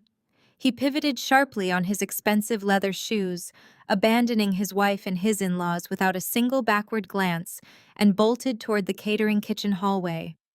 He falsely believed the service entrance might offer a miraculous, unguarded path to freedom. He did not even make it 5 steps. 2 federal agents closed the distance with terrifying speed and brutal efficiency. They lunged forward, hitting Kendrick simultaneously. The impact was massive, lifting him slightly off his feet before slamming him violently face first onto the cold, hard marble floor. The sickening thud of his body hitting the stone echoed through the grand foyer, followed instantly by his sharp cry of pain. Madison shrieked in absolute horror, dropping to her knees and covering her ears as her husband was forcefully subdued right in front of her. Richard took a cautious, trembling step forward, but a third agent immediately raised a hand, silently warning him to stay exactly where he was. Beverly covered her mouth, her eyes wide with shock, completely paralyzed by the sheer violence of the takedown. "Stop resisting," one of the agents shouted, driving a knee firmly into Kendrick's back to pin him securely against the marble. Kendrick gasped for air, his arms flailing uselessly for a brief second before the agent swiftly wrenched his wrists behind his back. The sharp, unmistakable metallic click of heavy steel handcuffs locking securely around his wrists signaled the definitive end of his freedom. They hauled Kendrick roughly to his feet. His custom suit was torn, his tie was skewed, and a small trickle of blood ran down his chin from where his face had impacted the floor. He looked weak, pathetic, and entirely defeated. The brilliant financial mastermind was finally exposed as nothing more than a desperate, cowardly thief. The senior SEC investigator stepped forward again, opening her thick leather portfolio with clinical precision. She pulled out a heavily stamped document and held it up so the camera could capture it perfectly. The official federal warrant was fully visible, sealing his inevitable catastrophic fate once and for all. It was an incredibly satisfying conclusion to his pathetic lifelong deception. "Kendrick Vance," the investigator announced, her voice echoing with finality across the room. "You are officially under arrest for multiple counts of wire fraud, securities fraud, and running a $40 million Ponzi scheme." The echoes of Kendrick's arrest barely settled before Beverly moved. Her mind simply refused to process the reality unfolding on the marble floor. She completely ignored her son-in-law, who was bleeding under the heavy knee of a federal agent. Her brain, wired for social dominance, latched onto the only weapon she believed she possessed. She gripped the crumpled forged lease agreement with both hands, smoothing the edges with frantic, jagged motions. Her breathing was shallow, her eyes wide with a manic, unhinged intensity. She marched straight past the groaning Kendrick and stepped directly into the center of the federal blockade. She singled out the tallest FBI agent, standing near the shattered front doors, aggressively invading his personal space. She shoved the crisp legal document forcefully against the agent's chest, practically hitting his windbreaker. "Arrest her right now!" Beverly shrieked, pointing a trembling, manicured finger up at the staircase where I stood observing the wreckage. "This is my house. You are supposed to be protecting taxpayers from criminals like her. Here is the legal lease.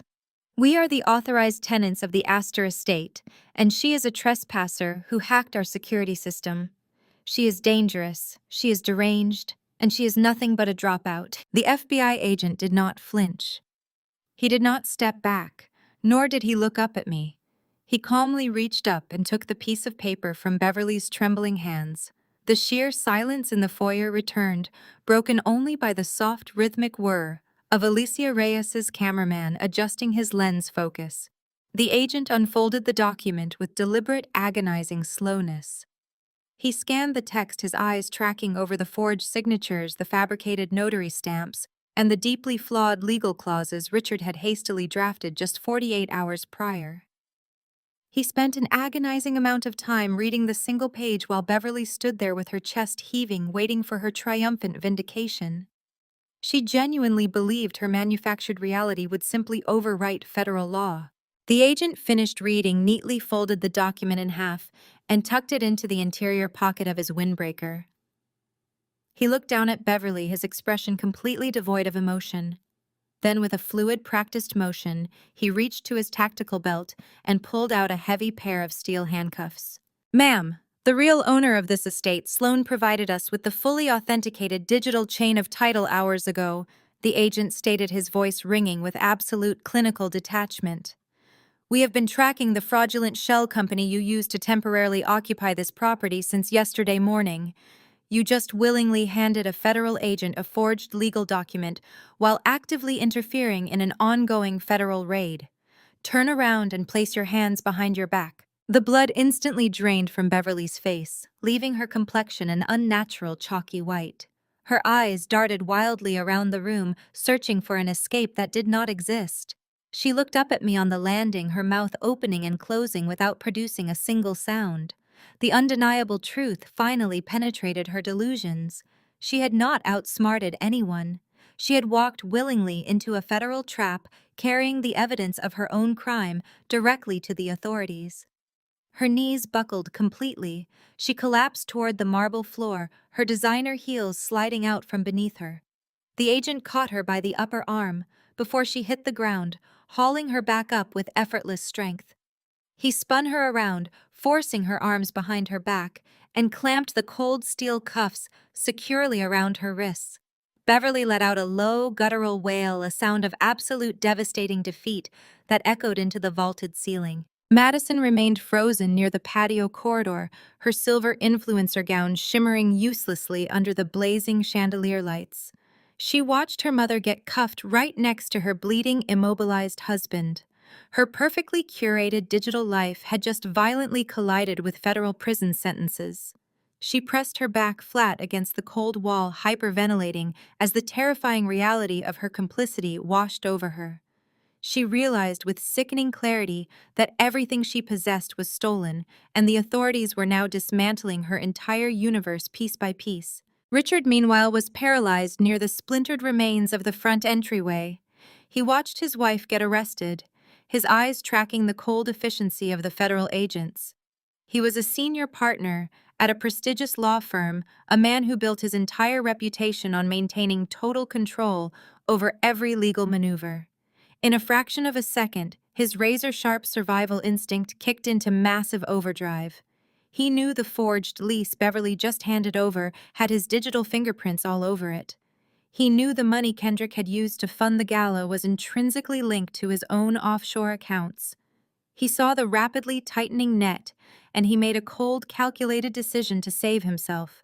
He completely abandoned his entire family. Richard took a slow, silent step backward, attempting to merge with the heavy shadows lingering near the edge of the shattered double doors. He kept his eyes locked on the agents, planning to slip out through the breached entrance and vanish into the freezing night before anyone noticed his exit. He took another step, his shoe barely making a sound on the marble. He was just inches away from the freezing winter air, his escape route clear. He thought he had easily outsmarted the trap. He did not see Alicia Reyes move. The investigative journalist darted across the foyer with breathtaking speed, blocking his path with absolute precision. She planted her feet directly in front of the broken doorway, cutting off any hope of retreat. The heavy broadcast camera swung around the blinding red recording light, illuminating Richard's terrified, sweat-slicked face. Alicia thrust a microphone aggressively toward his chin, stepping directly into his personal space. "Care to comment on your bridge loans to a fraudulent hedge fund, Richard?" Richard recoiled as if physically struck by the microphone. The glaring red light of the broadcast camera illuminated the sudden terrified sweat beading on his forehead. He raised his hands, stammering incoherently, his legal brilliance completely failing under the sheer weight of public exposure. Alicia Reyes did not back down an inch. She pressed forward, demanding answers about the offshore accounts and the fraudulent bridge loans, ensuring every stutter and panicked dodge was recorded in high definition. The mighty patriarch, the man who had dictated the absolute rules of success and failure for his entire family, was reduced to a cowering, speechless suspect, cornered in his own ruined foyer. Seeing her father utterly dismantled broke the final fragile thread holding Madison together. The carefully curated, flawlessly filtered influencer persona she had worn like armor her entire life simply disintegrated. Her knees gave out, and she sank onto the cold marble floor, her expensive silver gown pooling around her in a shimmering, useless mess. She buried her face in her hands, her shoulders heaving as violent, ugly sobs racked her body. The pristine image she projected to her millions of followers was completely erased, replaced by the raw, unfiltered panic of a woman watching her luxurious stolen reality vanish into thin air. She scrambled backward, crawling away from the handcuffed figure of her husband. She looked wildly at the federal agents securing Kendrick on the floor, then at her mother, who was currently being read her Miranda rights against the wall. Madison thrust a trembling finger toward them, her face stained with running mascara and tears. "It was them!" Madison shrieked, her voice echoing shrilly over the commotion of the arrests. She scrambled to her feet, her voice cracking with desperate, selfish hysteria. "I had absolutely nothing to do with any of this. Kendrick handled all the finances, my mother set up the lease. I just showed up for the gala. I did not know anything." She turned her frantic gaze toward the staircase, searching for a lifeline. She locked eyes with me, her expression morphing into a pathetic mask of sisterly pleading. She clasped her hands together, practically begging. "Sloane, please!" Madison cried out, her voice echoing with a sickeningly sweet desperation that I recognized from our childhood. "Tell them I am innocent. You know me, Sloane. You know I do not understand business or leases or bridge loans. Tell them I had absolutely no idea what Kendrick and Mom were doing. Please, you have to help me." I did not answer immediately. I took a slow, deliberate step down the marble staircase. The sharp click of my heel cut through the noise of the foyer. I took another step and then another, maintaining a steady, measured pace. The federal agents paused their processing to watch. Alicia Reyes signaled her cameraman to pivot, capturing my descent. I walked down the remaining stairs until I stood on the main floor, closing the distance between myself and the sister who had spent her entire life stepping on my neck to elevate her own status. I stopped just a few feet away from her. Madison looked up at me, her eyes wide with desperate hope, genuinely believing that the family bond she had abused for decades would somehow save her now. She thought the old dynamic was still in play, the one where she played the helpless, beautiful victim and the rest of the world rushed in to clean up her mess. I looked at her, examining the ruined makeup and the trembling lip. I felt absolutely no lingering pity. "You live-streamed my illegal eviction to 500,000 people, Madison."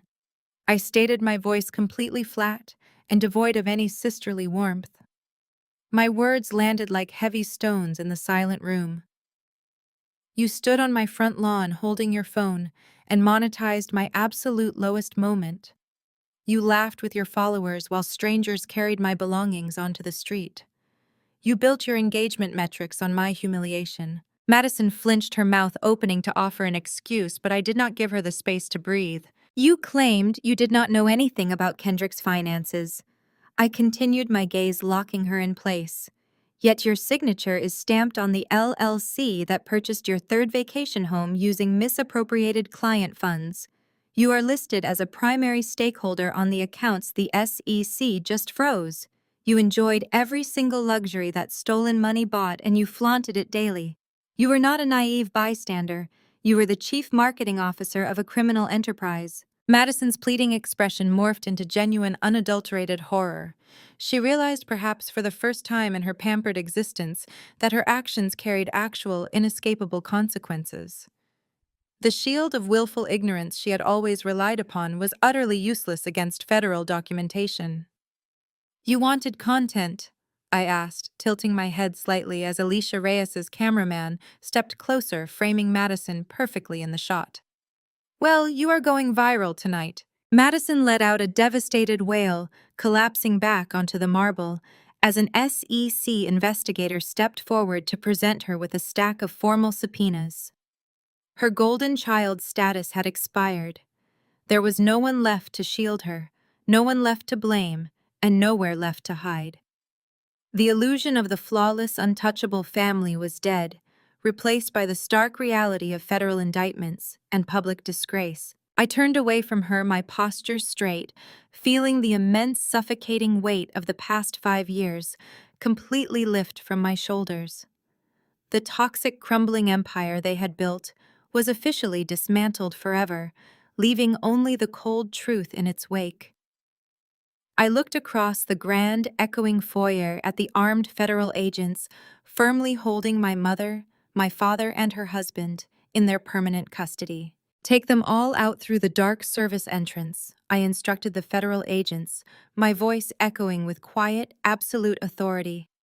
I have a massive house to deeply clean. The heavy mahogany doors of the service entrance slammed shut, sealing the freezing night air outside and leaving me standing alone in the center of the grand foyer. The flashing red and blue lights of the federal vehicles pulsed through the high windows for a few brief minutes before finally fading down the long, winding driveway.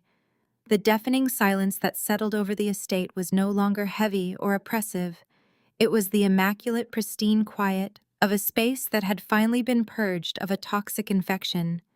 I spent the rest of that night walking through the empty, echoing halls of my grandfather's house, reclaiming every single room they had attempted to steal. I watched the sunrise over the manicured grounds, knowing with absolute certainty that the reckoning I had orchestrated was only just beginning. The true destruction of my family was not going to happen in the dark.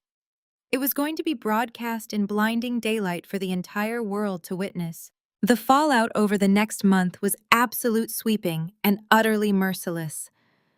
Alicia Reyes did not just publish a single article about the raid. She released a meticulously researched, highly publicized multi-part exposé that systematically dismantled every single lie my family had ever told. The series detailed exactly how Richard had leveraged his position at his prestigious law firm to facilitate Kendrick's fraudulent shell companies. It exposed Beverly's long history of forging financial documents to maintain their lavish lifestyle. Alicia published financial records, internal emails, and witness testimonies that laid bare the grotesque anatomy of a $40 million Ponzi scheme. The articles went viral, instantly trending across every major social media platform and dominating the primetime news cycles.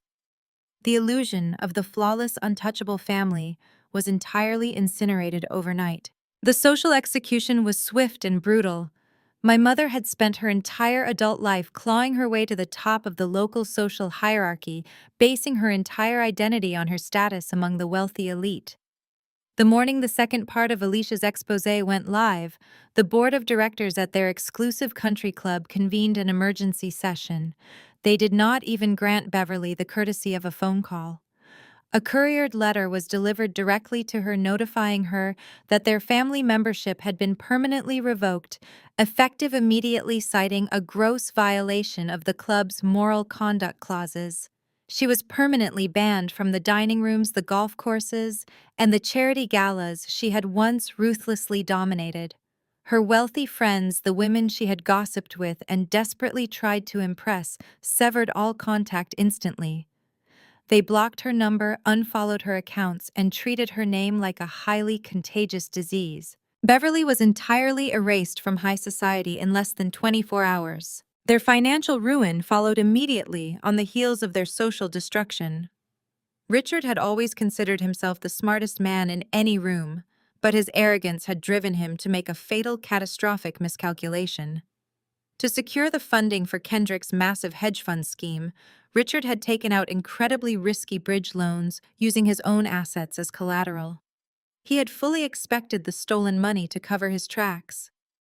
When the SEC froze all of Kendrick's accounts and seized the fraudulent assets, Richard's heavily leveraged house of cards completely collapsed. The massive banks that held his debt moved with terrifying institutional speed. They called in the fraudulent bridge loans, demanding immediate full repayment that Richard absolutely could not provide. I drove past their actual suburban home 2 weeks after the raid, pulling over across the street to watch the final act of their personal tragedy unfold. A team of bank-appointed liquidators and local sheriffs were standing on the front lawn. The bank had officially foreclosed on the property. Richard and Beverly were being physically evicted from the home they had lived in for over 30 years.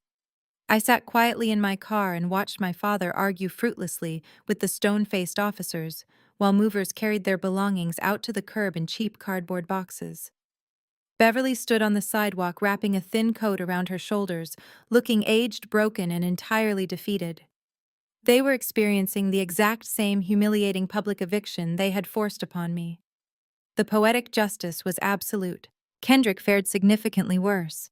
The sheer scale of his $40 million financial fraud guaranteed that the federal prosecutors showed zero leniency, deeming him a massive flight risk due to the offshore accounts he had attempted to hide. the federal judge categorically denied him bail. The golden boy of finance, the man who had ordered custom ice sculptures and sipped imported champagne, was now sitting in a federal holding facility wearing a bright orange jumpsuit. His high-priced defense attorneys quickly abandoned him when it became undeniably clear that there were absolutely no legitimate funds left to pay their exorbitant retainer fees. He was left to face a mountain of irrefutable evidence and decades of potential prison time entirely alone. But it was Madison whose downfall provided the most dramatic visible spectacle of all. Stripped of her stolen wealth and her enabling husband, her heavily curated digital empire violently imploded. The federal authorities seized her joint bank accounts, freezing every single dollar she possessed. Desperate for cash, she was forced to sell off her entire collection of designer bags, luxury shoes, and diamond jewelry to consignment shops for a tiny fraction of their retail value. The sleek sports car she had flaunted in countless videos was repossessed right out of her driveway. She had to abandon her sprawling mansion and sign a lease on a cheap, cramped apartment on the outskirts of the city.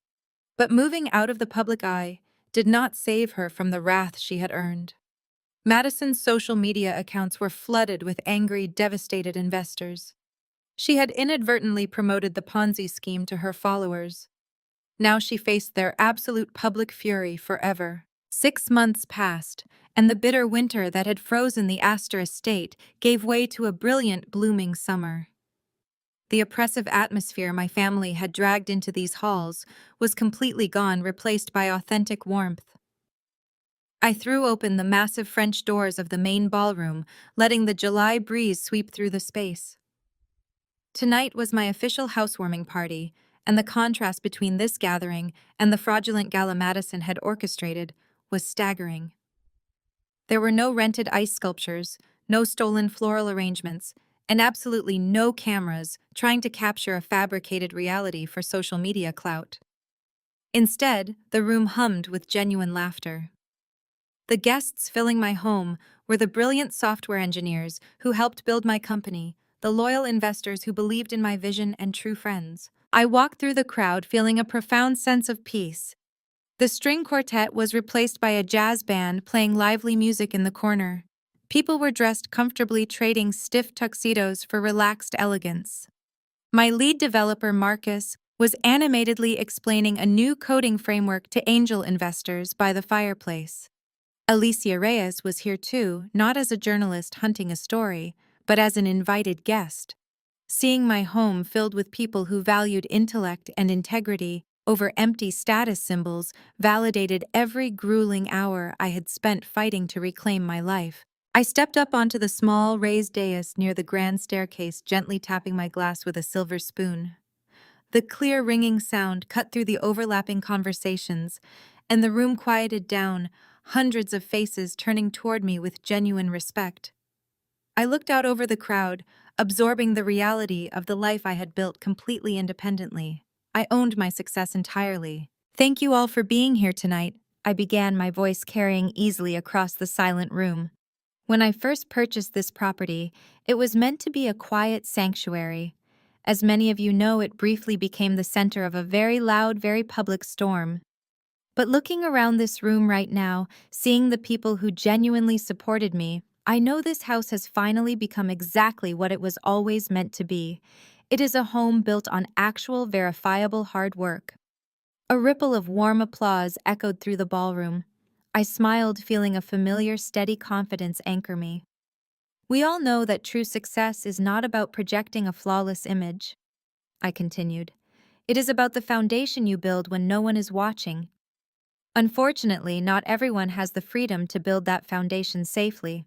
Too many young adults find their ambitions crushed not by a difficult market, but by the very people supposed to protect them. They are subjected to financial manipulation, and their resources are drained by toxic family members who use money as a weapon of control. I survived that kind of financial abuse because I managed to secure my own independence in secret. But nobody should have to hide their success to protect it from their own parents. That is why tonight I am announcing the creation of the Independence Initiative. I am personally funding this new charity with an initial irrevocable endowment of $1 million. This organization will provide immediate aggressive legal advocacy and dedicated mental health resources for young adults actively escaping financial abuse from their families. We are going to ensure that no one else has to sacrifice their future to appease a family that views them as an asset. The applause that followed was deafening and deeply moving. Marcus led a standing ovation, and Alicia Reyes raised her glass high. I stepped down from the dais, instantly enveloped in warm hugs and enthusiastic handshakes from colleagues eager to volunteer their resources. The validation was not the hollow approval my mother chased at country clubs. It was the solid respect of peers who understood the exact value of what I was trying to accomplish. The suffocating weight of my family's relentless expectations, their constant comparisons, and their cruel dismissals was completely eradicated. As the party continued to thrive, I needed a quiet moment to fully process the evening. I slipped away from the crowded ballroom, walking down the warmly lit corridor toward the back of the estate. I pushed open the heavy glass doors and stepped out onto the expansive master balcony. The July night air was perfectly still. I walked to the edge of the stone balustrade, resting my hands on the cool marble. I looked out over the sprawling, manicured grounds of the Astor estate. The moonlight reflected off the surface of the large reflection pool. I held a delicate crystal glass of a very rare vintage wine, taking a slow, appreciative sip. Just as I let out a contented breath, the silence was pierced by the sharp vibration of my phone resting on the stone railing. I glanced down. The screen lit up, displaying a text message from a completely unknown number. I did not need to guess who was using a cheap, untraceable burner phone. The preview text glared up at me. "Sloane, please. It is Mom. You have to help us. Richard's public defender is useless. My accounts are totally frozen. I am sleeping on a cot in a motel. Please, you have money. Do not do this to me." I stared at the glowing screen, reading the frantic, desperate words. A year ago, a message like that would have triggered a massive panic attack, forcing me into a spiral of guilt and immediate compliance. Now, looking at the pathetic plea from the woman who had happily tried to steal my home and publicly label me a criminal, I felt absolutely nothing. No guilt, no sadness, no lingering obligation. I did not type a single word in reply. I simply smiled, pressed the block button, and then walked back inside to enjoy the beautiful life I had built entirely on my own terms.